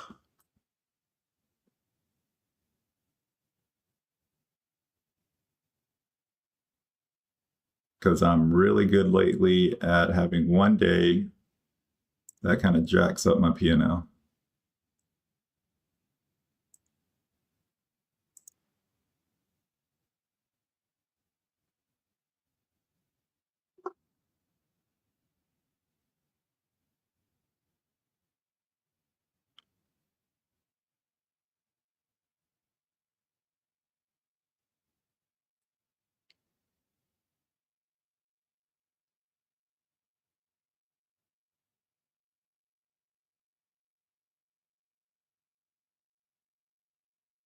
Steven did the exact opposite of me. I came in up 2K and played very light. I think I actually lost $100. Or no, I'm probably break even pre-market. So my overnight hold, I was up 2K. Steven came into the live stream down 2K, and he just sent me a text that he's up 600 realized. Not bad comeback.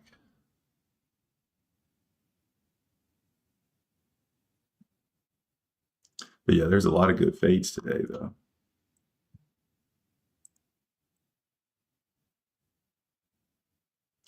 Good morning.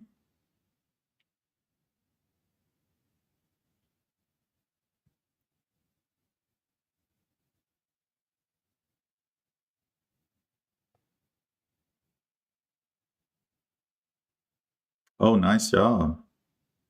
Let's go, crazy. XX crazy. It's a 40-cent move. Nice. Yeah, honestly, that one, there was a lot of signs that it was going to take off. So smart play, bro. I wish I would have took a long on it.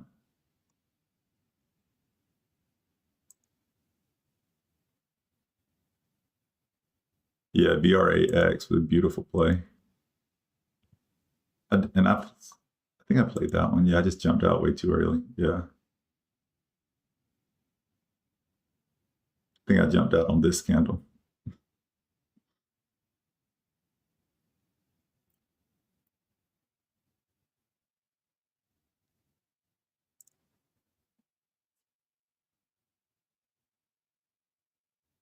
y'all see any good like retests or any plays that look interesting, let me know. Or new pops. Like I said, I've been a little too overly picky today, but I have my criteria. If it doesn't meet it, sometimes I'll still force it, but I just don't feel like doing it today.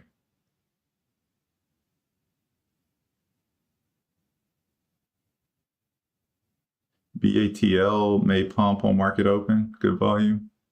Actually, that was one of my better plays yesterday. I played it, and I sent out an alert for this in the Discord group.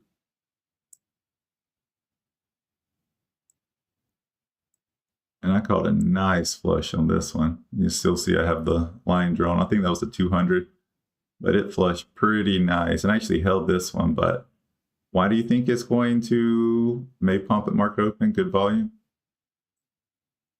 Got it.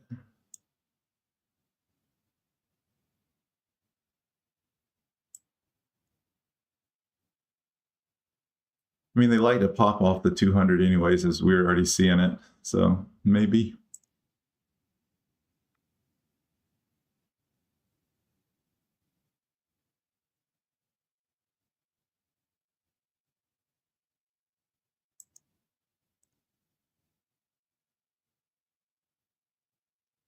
If AIFF comes back, which I highly like, I think it's highly unlikely, but I've seen way crazier things happen at market open. But if it wants to come back to VWAP, I'd be interested in it. Some drastic move like that. But outside of that, I'm not interested. CGRP already died.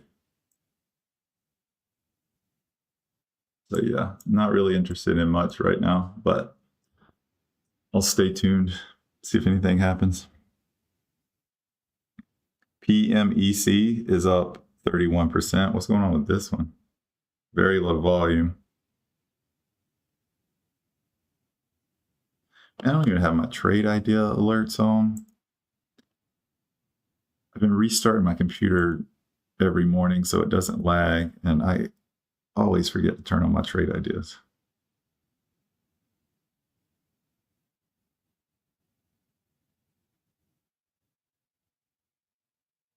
Yeah, PMEC. I haven't pulled it up yet because I want to see it up more. But it could flush too.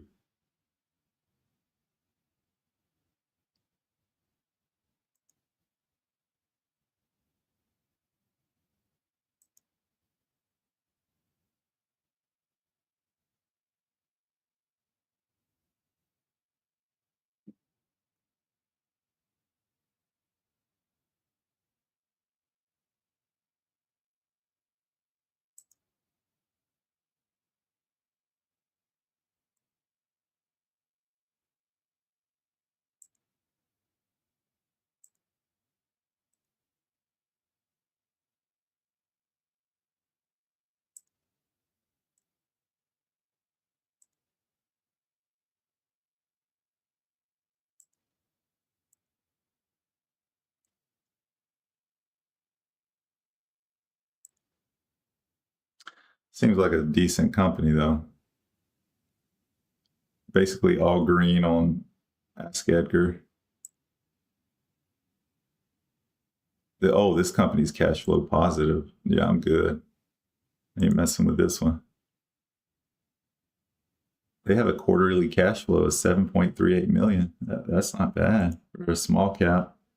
What's the market cap? Oh yeah, 65 million. So it's not a baby market cap, but obviously it's tiny compared to most stocks. But some of the ones we trade are like 5 to 10 million market cap. So this one's 65, cash flow positive. And again, still could flush, might come right back down, but I'm not shorting a cash flow positive company. I want the company to be burning cash.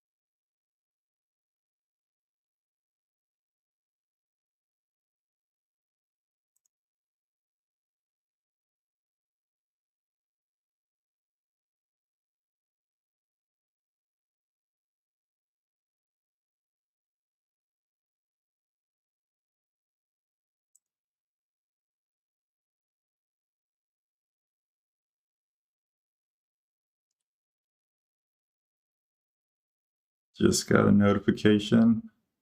Jimmy, are you on the live stream? See, you just joined the Discord. Thanks for hopping in, bro.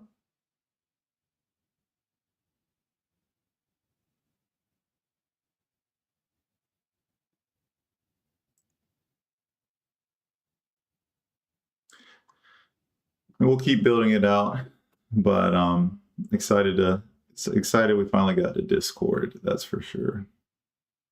I still think it's a little chaotic compared to the circle, but I'll get used to it.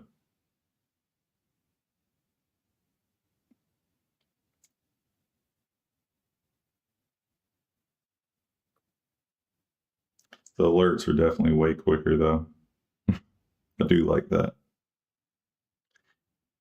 And everyone that's already in it, FYI, if y'all want to, me and Martin made some adjustments over the weekend to the member alerts.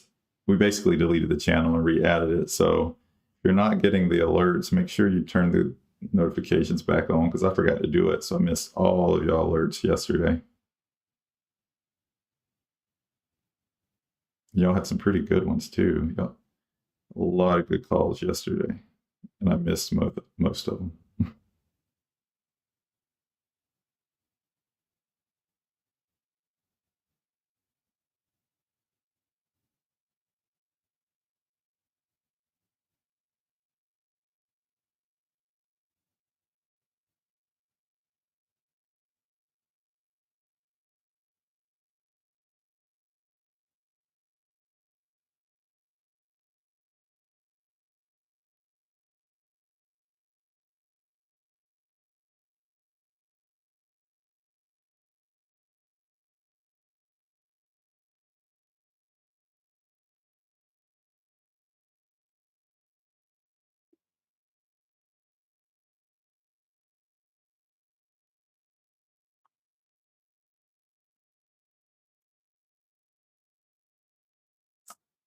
Blurry, I entered at 207 with 50 shares. Oh, you good now? You talking about on PMEC?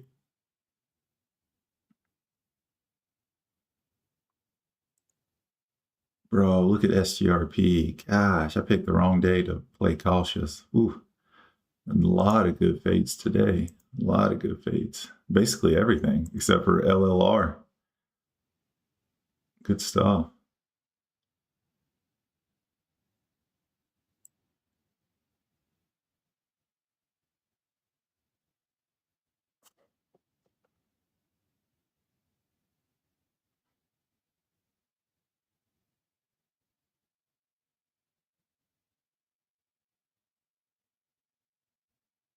Ooh, IVVD is fading now.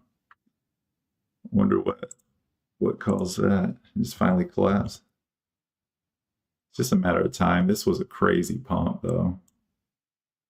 Like kind of what I was saying earlier, y'all just probably heard me an hour ago say this. I was not, after seeing this pump after hours, like I did not think it was going to open and rip like this.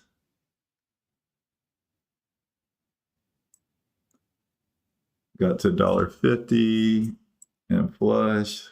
What was the reason for that? What's at $1.50? Not much.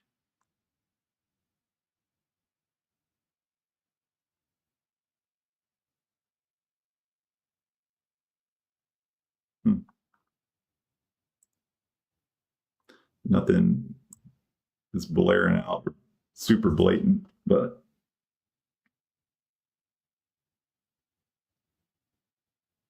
where it consolidated and it's at $1, I wouldn't be surprised if there's a little bounce here, but this one will probably keep fading. I think I did some research on it after hours. I was like, this company is not that great. So I'm a little surprised it pumped so hard, but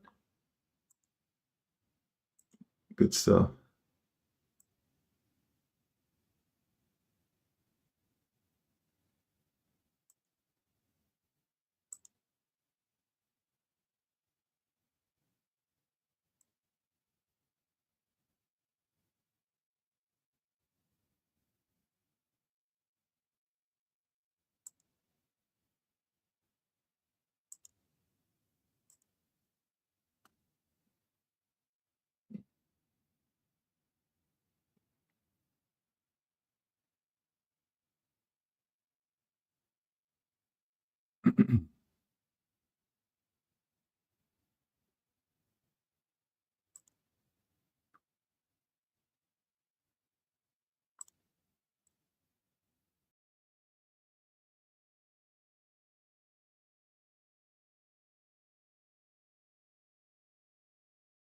York.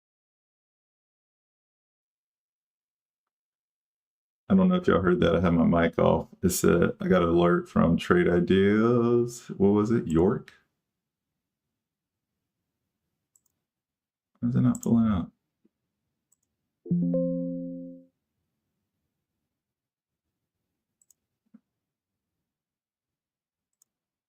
Yeah, YORK.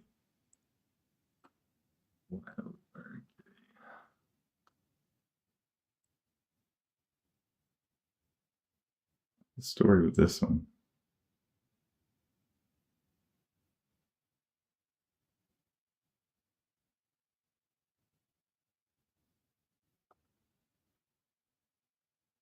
It's a 250 million market cap, FYI. That's where I have like my limit on the alerts. I usually don't trade 200, but occasionally if it looks nice enough, I might trade at 200, but that's not this one.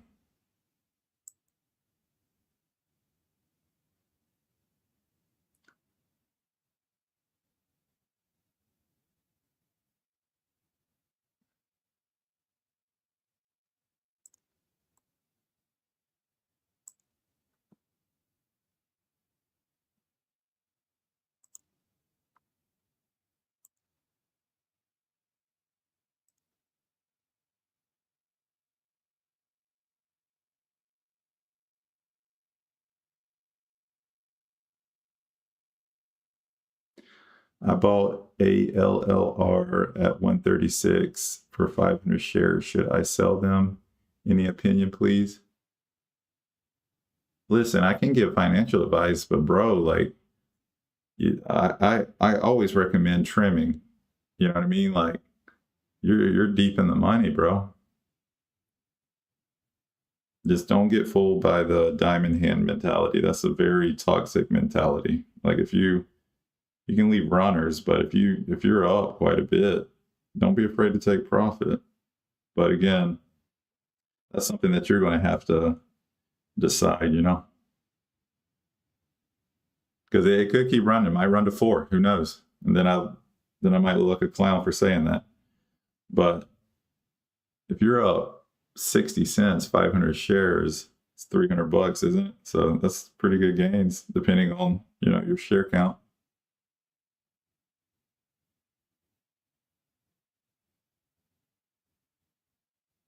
Yeah, exactly. Y'all longs are a different breed. Some of y'all like hold through some chaos, and then some people take profits pretty quick. But that's a pretty decent move, and we're seeing, you know, it's kind of, I don't know if I would say consolidating exactly, but it's trading a little sideways here right before $2. So like I said, your call, but I like trimming when I get in the profit. But then there's people that add 2 positions too, winning positions. So again, it's going to be a strategy that you're going to have to decide. Oh, so you already trimmed. Nice.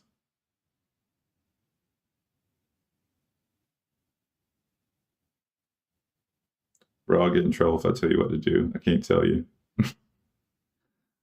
But yeah, there's a good chance it's going to come back to VWAP before it rips, or at least to the 170. If you can withstand that pain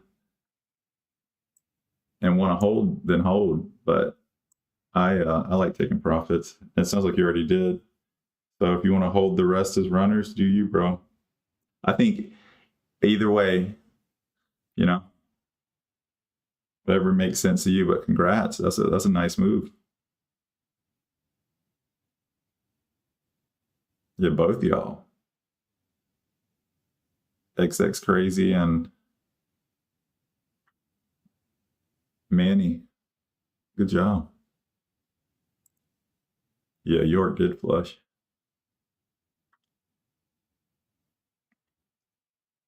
So hard to predict some of these plays because the news was, I think they had a press release with Trump Media Group. I'm not reading through all the details, but I'm not surprised that didn't do a better run. But yeah, nice little flush if y'all played it.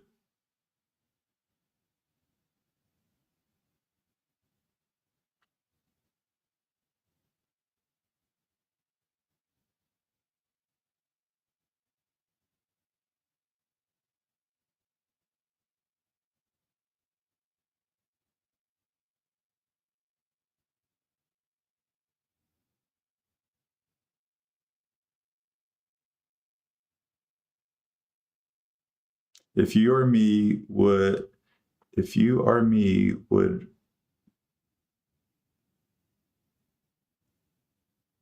so if I was in that position, I think that's what you're asking. If I was in that position, yeah, I would take profit. And I'm not trying to hit 100%, 200%, 300% gains. I go for consistency. So for me, I would close it. And then when market opens, there will be another entry criteria, probably. I could be wrong. But usually before they rip, they come back to some support level. Do they just immediately halt up sometimes? Yeah, totally. But usually the first minute before they rip, they'll like go back to the 9 or go back to the VWAP or go back to some structural level, then rip. So I'm all about taking profit, and then if there's another opportunity, jump in again, you know? That's how I play it. But again, not financial advice.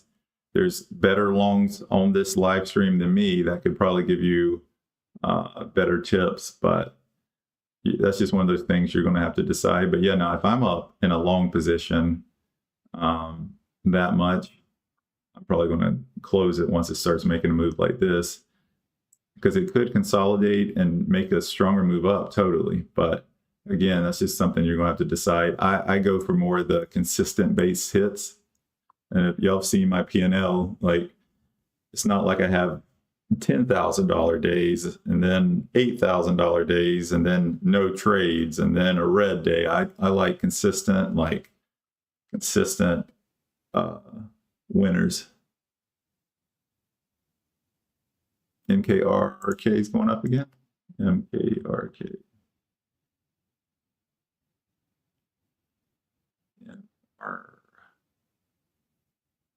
KR. Let me say it wrong.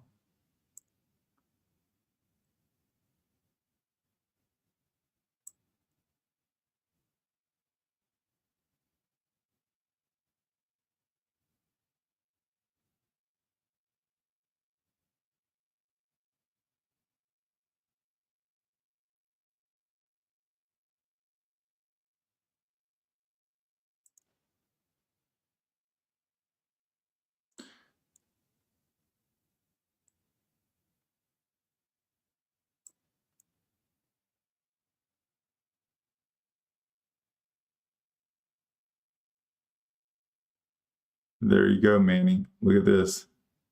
Now we're above 2.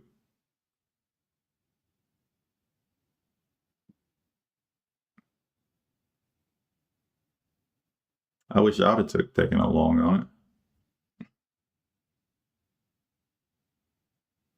But I'm not the best at that. Even though I had a pretty clean long yesterday, though. I forget what ticker it was. I posted it in the Discord. But I'm just not as consistent with going long, so I'm just good at predicting which one's going to rage for the day, but I'm not good at my entries. I get shaken out sometimes before the move. And that's an important part of it.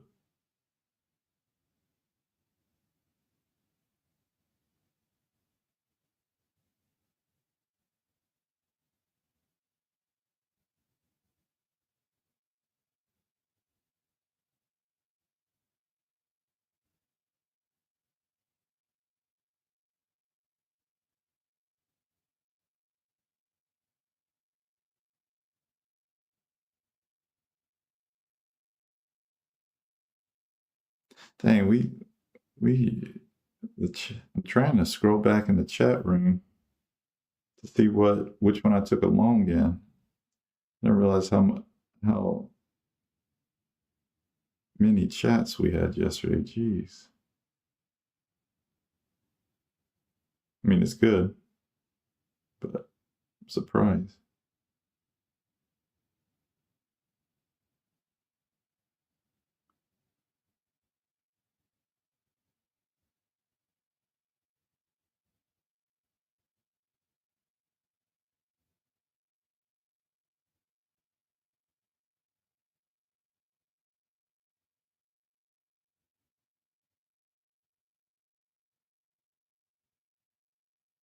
Yeah, not bad. Sounds like you got a good plan, Manny. Just whatever your back test, whatever you're studying, whatever your thesis is, like, kind of decide that going into the play, you know what I mean? And then just stick with your plan. Your plan is to hold 300 shares, hold 300 shares. Because somebody just said or Alex just said there's not resistance to 4. So if it runs, it could take off. Oh, HCWB was the one I took a long position on yesterday at 506. But again, I take profits way too quick. Because this is what happened yesterday. My clown, I saw this red candle. I thought this was the one that was going to run. I got an entry at 506. And then as soon as it made this move up right here, I realized it was testing pre-market high. That's a good opportunity for it to fail. So as soon as it got there, I closed my position at like 575 or something. And then like 2 ticks up, it halted, and then it opened right here. So I left a lot of money on the table, and then it ended up running. Because again, I'm a short trader. All I can think about is the bottom's about to fall out. So ended up making pretty good on that move. Like I think I ended up making a good $300 or $400 because I was in, I think, 600 shares or something. I can't remember, some odd amount. But the point is, you don't want long advice from me.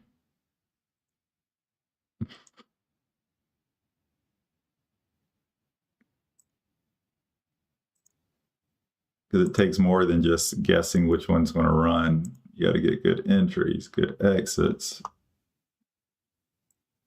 Make sure you're getting, catching majority of the move. So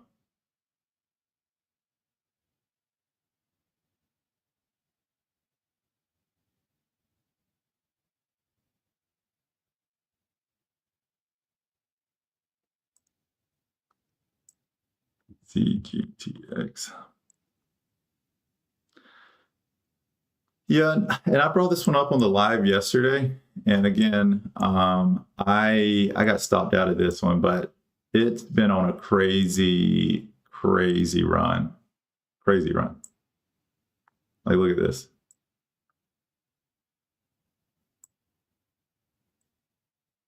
So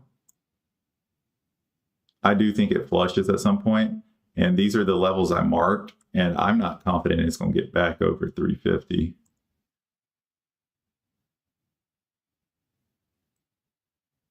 But again, this is not my kind of play typically. But yeah, I think this one will fade, and it will fade hard.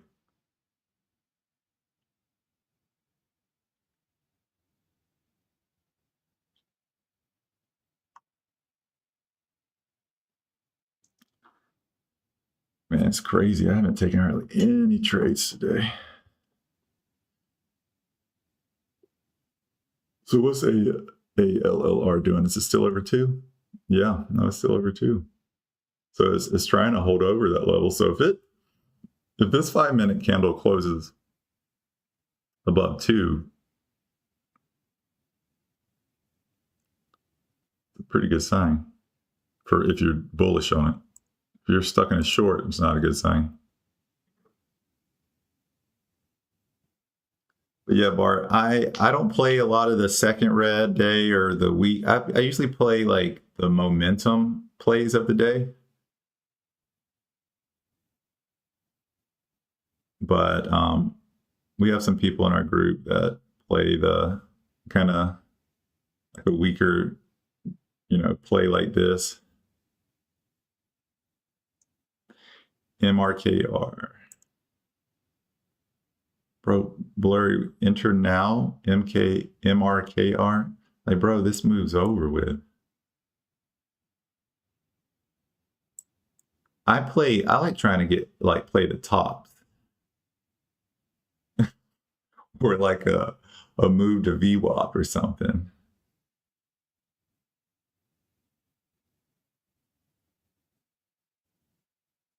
PFSA.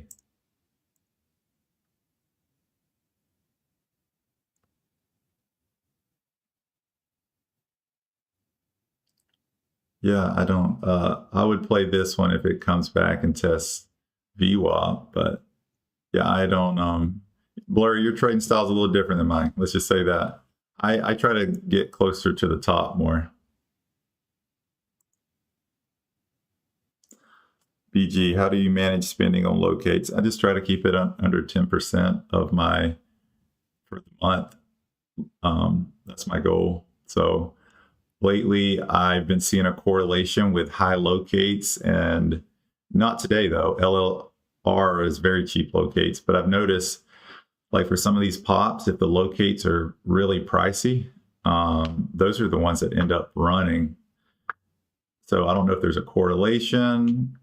That means that that's keeping shorts out, which isn't applying pressure to the stock. I don't know if that means that the float's tight and that's why it's moving so rapidly up. Hence the locates, it's a supply and demand, they charge based on how many they have available. So lately I've been trying not to spend over, if it's over $50 for 1,000 shares, I'm not paying for it.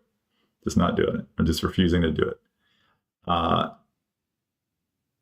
you know, there's always a asterisk beside these comments. Just want to be clear. Like if it's a stock that went up 300% and it's approaching a 200 and it's failed at this level multiple times, then yeah, I might play that one. But as a rule of thumb, if it's over like $50 for 1,000 shares, I'm not spending that. And I like to keep my locate fees under 10% on the month. So if I make 30K, I want my locate fees to be 3K or less. And I usually do if I have a decent month, but if you have a bad month, obviously it varies, but a typical month, I usually keep it around 10%, and I'm content with that. I'm right under 9% right now, though. Somebody asked me recently, and I did the numbers over the weekend.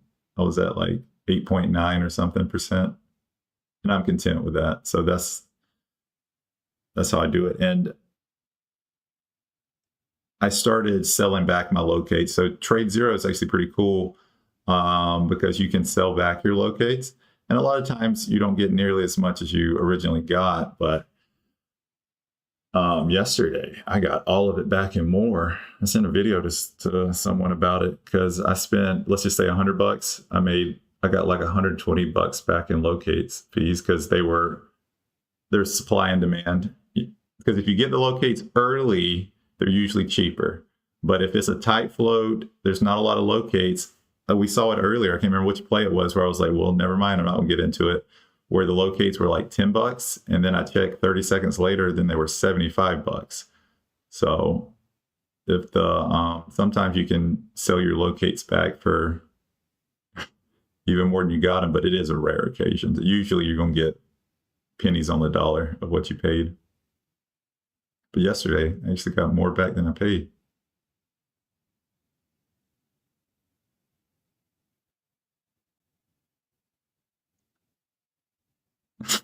Saber 6. How do you know that from right here? Saber, you call a lot of these shots, bro. I'll admit it. A lot of times you'll be saying things, and I'm like, Saber, be on that BS sometimes, and then I'm like, dang, Saber was right. Yeah, I see what you're saying, Saber. That would be crazy. We need a move like that. I think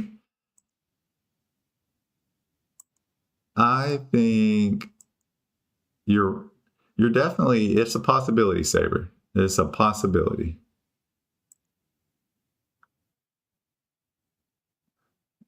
Well, you call a lot of these shots, bro. You might be right on this one.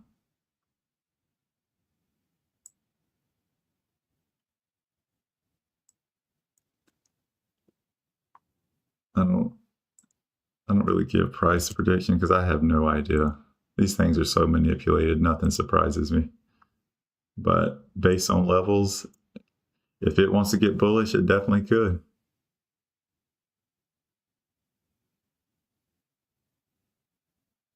Yeah, if it gets to $6, I'm interested for sure.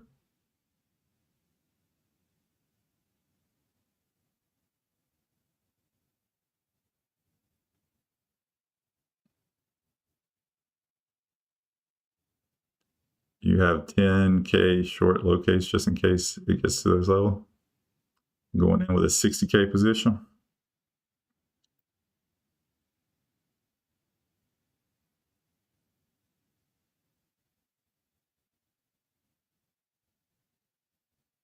I kind of want it to get to $6 now, Saber. I want to see you go hard.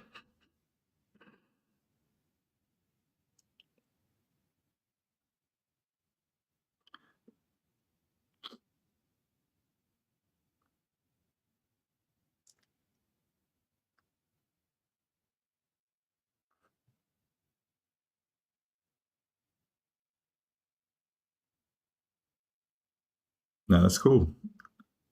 That's cool.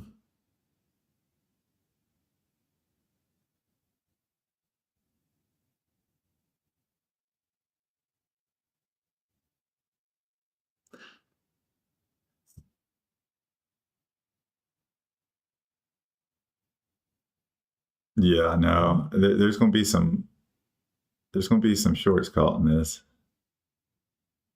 Old Justin might be caught in this.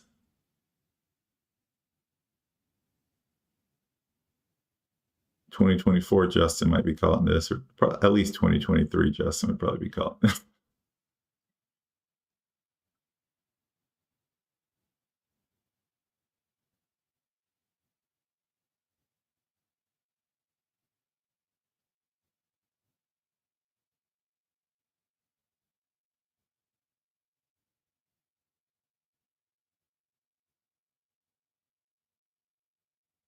Definitely. But yeah, I used to play almost all the pops. Just anything that was popping, I was ready to short it. But it taught me the skills that I was able to bring a negative 10K position yesterday to positive 800 and hold to make over 2K this morning on the flush. But it definitely taught me some bad habits too. I try not to put myself in those situations. It's the first time I've had to do that in a really long time, though. I was just too overconfident in that play yesterday, but it worked out. But yeah, I'm gonna sit this one out.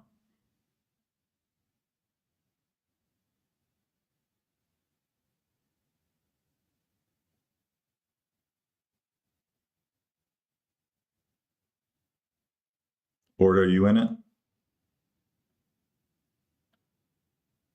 At $1.99.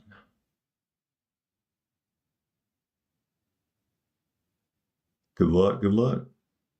Again, like I don't pretend to be predictive of these stocks. I have no idea what this is going to do.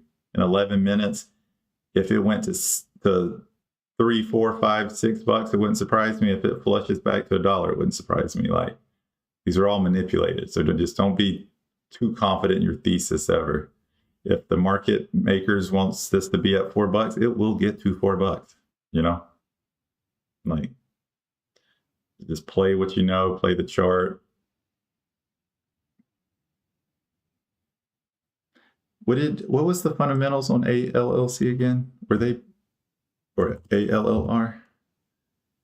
Oh yeah, overall offering risk low. Yeah, I'm not touching this one. But again, like I was saying though, this one could flush. It probably needs to come back to VWAP at some point. So, Porto, I hope you catch a flush on it.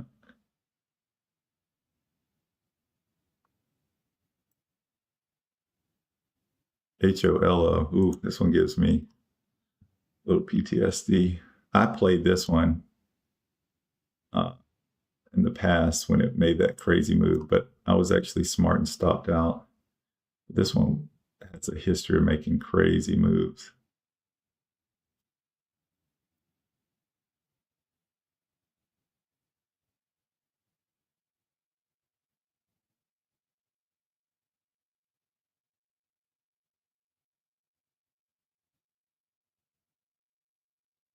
Saber. I know these companies sometimes pay market makers to pump their tickers.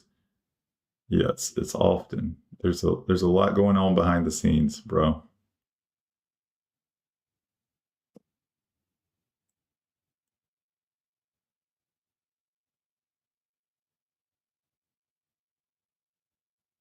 Yeah, Alex, it's usually how I see these play out too, because that's why I took my long position on HCWB after the flush. And again, $5 psychological level, I talk about it. So that's where I took my entry after the flush, and then it ripped. It's usually what happens, because y'all have heard me say it, like the first move is usually a fake out move. So it's like it'll usually, if it's going to tank, a lot of times it'll sometimes even break a new high and then just like tank. And then the ones that rip will, and again, it might, who knows, it might just be market makers trying to trap longs and trap shorts. They're searching for liquidity.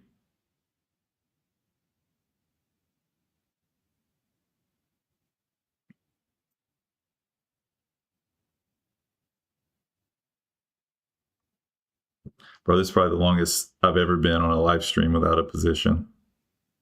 But I really don't like anything.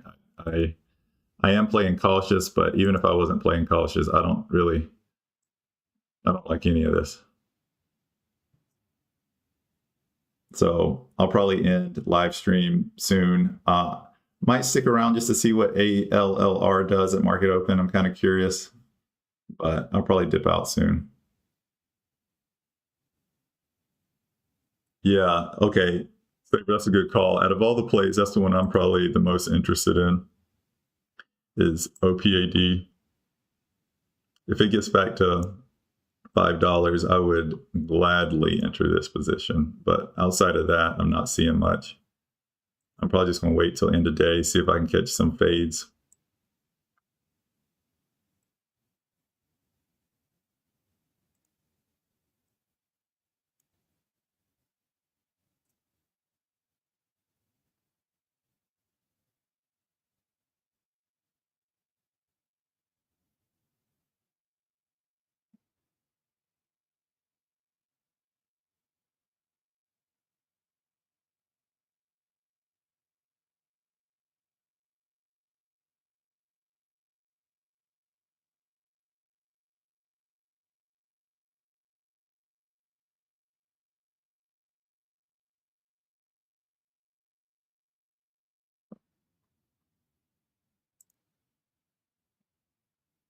Yeah, that's probably smart, Ordo. Again, it could flush and you might regret closing your position, but it's hard to deny ALLR looks a little bullish right now.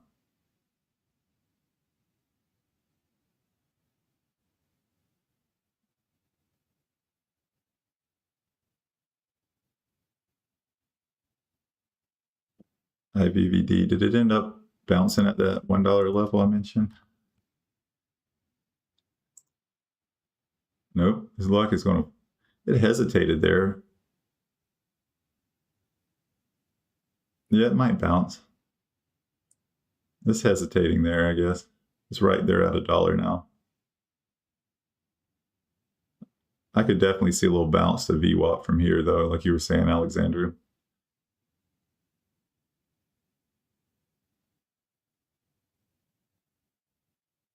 It flushed to 95 cents and there were buyers. It's back to $1.01. So, yeah, I think there's a good chance it could.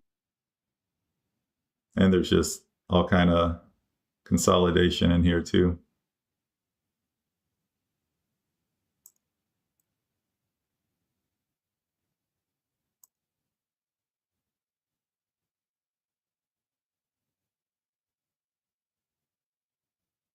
Oh, blurry. You were calling it a short right up here. It actually went in your favor. But yeah, not saying you can't make money on these pops. I just like that. The whole concept of mine being up 50% is like, if I'm in it, I want there to be a little bit of meat on the bones.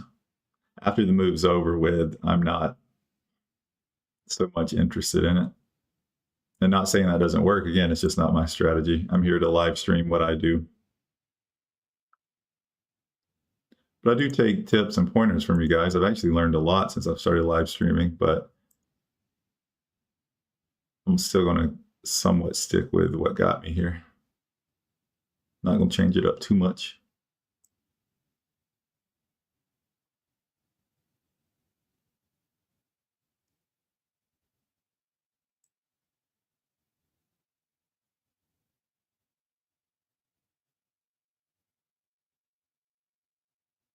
Yeah, good call, Manny. And that was a good long, bro. Regardless of how this ends, that was a good play.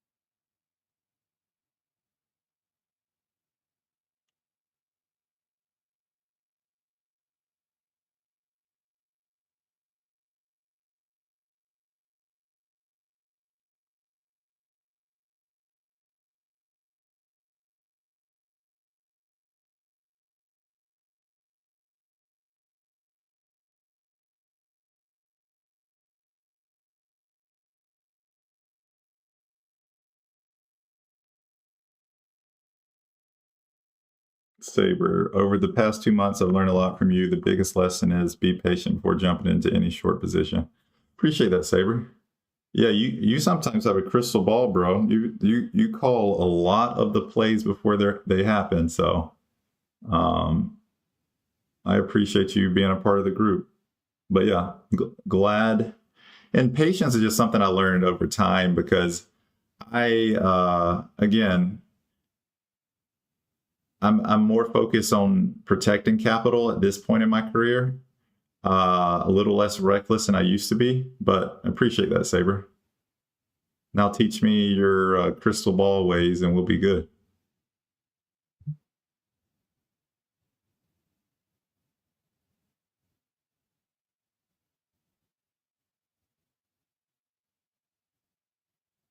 Yeah, Alex, I haven't really said it, but I was thinking like, man, if this flush is to 170 or 165, it's going to be hard for me not to like want to take a long position on this thing. But again, like if I play market open and I leave market open under 2K, I'm gonna be so pissed off at myself. So I don't know if I'm gonna play it.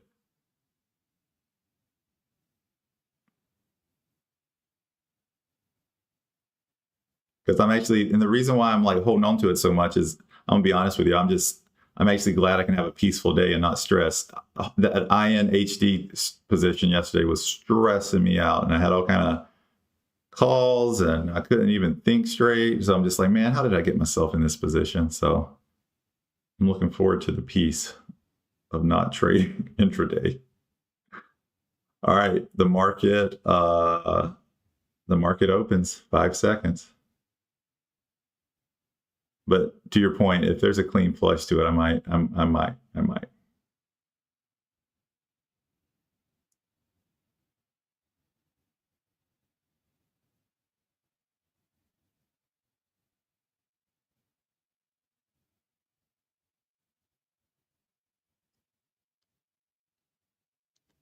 Exactly, Alexandru.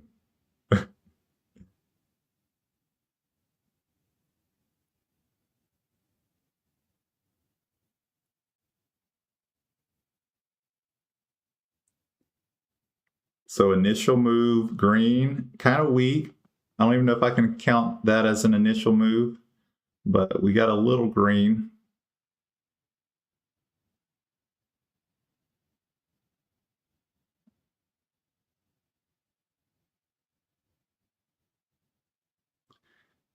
It is tempting because even if you just stop out right at 209, 210, if it gets up there, the only problem with having tight stops is, again, going back to market makers or whoever, they will try to take out those stops. You'll just see a wick above it and it'll come right back down. But I'm not playing it. There's just too many red flags for me, but it could flush or it could run. Like I said, I have no idea. That's why I'm not playing it.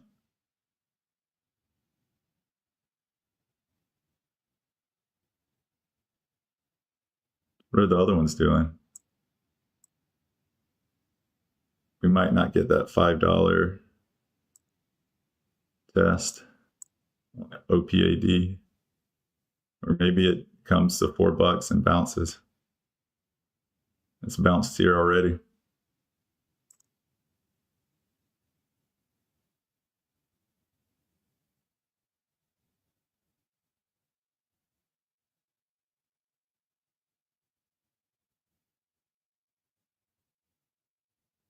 Here's the pre-market retest. So it broke it. See if it holds or if this was just a way to take out people's stop losses or if it's going to hold it.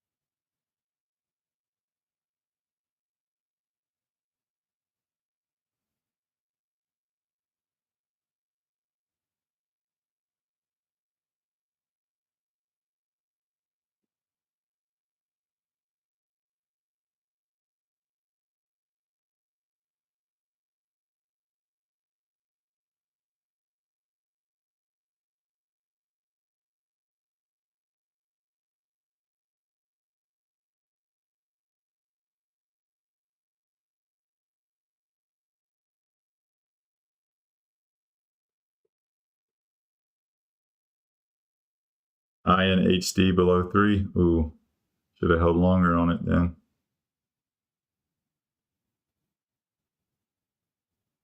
Can't be that mad at it though. I made pretty good on it. I don't know if it was worth the emotional roller coaster, but it worked out. It kind of scares me how good I am at making a negative 10K day green. It teaches me bad habits, but I'm glad it worked out. INHD. So you said it's below 3 now? Ooh, yeah. Yeah. Nice. I should have held some runners, but that's all right.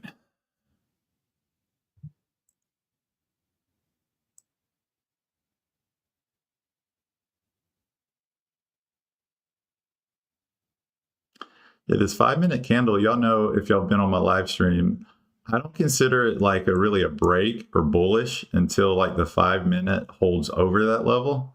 If it flushes here, which it's doing, again, that's what I was saying. I feel like this is kind of like a stop loss raid because most people will put a stop loss right above the high, which, you know, in theory makes sense. If it breaks a new high, get out. Well, you get a lot of this action. And then imagine you just got stopped out. And then what usually happens next is a flush. Not always. And I don't think that's going to happen with ALLR because there's a lot of other bullish indicators. But I'm not confident it's going to run yet or run off this candle. I think we're going to see a little bit of a you know, consolidation, flush first. But let's see. This next candle could just rip.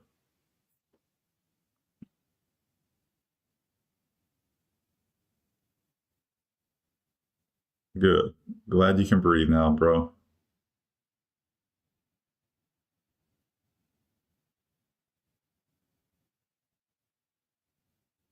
Makes sense, Trend Raider. It wants to run, though. Look at it. We might get another, see if it closes this time.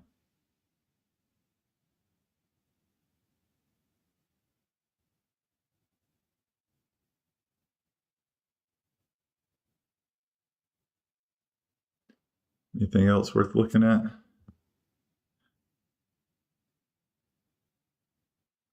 I am long $2. Stop at $1.85. Good luck, Saber. On that, I was reading a comment. That's not me. But good luck, Saber. Let's see what you got.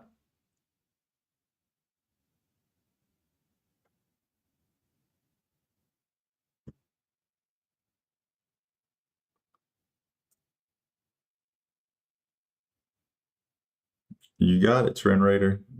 It's a rigged game we play. That's why, that kind of goes back to what I was saying earlier about just don't ever be too overconfident. You know what I mean? Like, this is a game of probability. And if a market manipulator wants to do some jacked up stuff, they will. Like, we see it all the time. You know, where a ticker will be just fading all day. And then in like one green candle, it like breaks a new high, you know, and then the volume. AIFF. AIFF. Where is that? Is that the NVIDIA one? Yeah. So what's it? Is it testing VWAP here? Oh, I like this level actually. I wish ALLR was already running because what I don't want to happen is try to play a VWAP retest right here. And this actually turns into the runner. Because again, like I said, I don't like this news either. I know it's BS. We came to the conclusion it's BS, the NVIDIA news, but I still wouldn't be surprised if it makes a strong move up. So I'm going to sit it out. If ALLR was already running and getting attention, maybe. But I'm going to sit it out.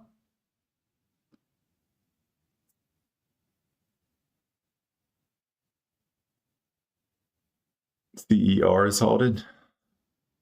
Up or down? Yeah, up.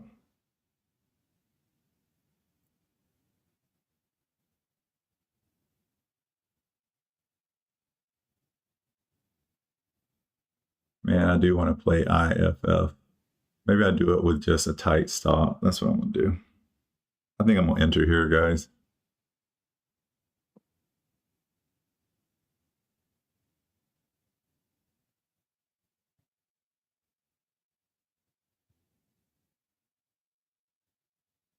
I'm in. If it breaks 340, I'm out.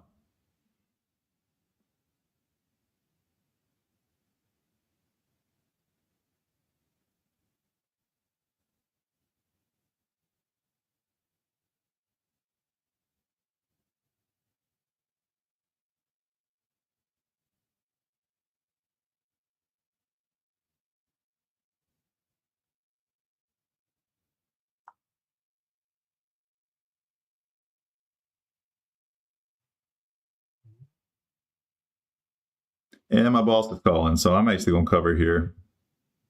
I am done for the day. So I made like 50 bucks on that.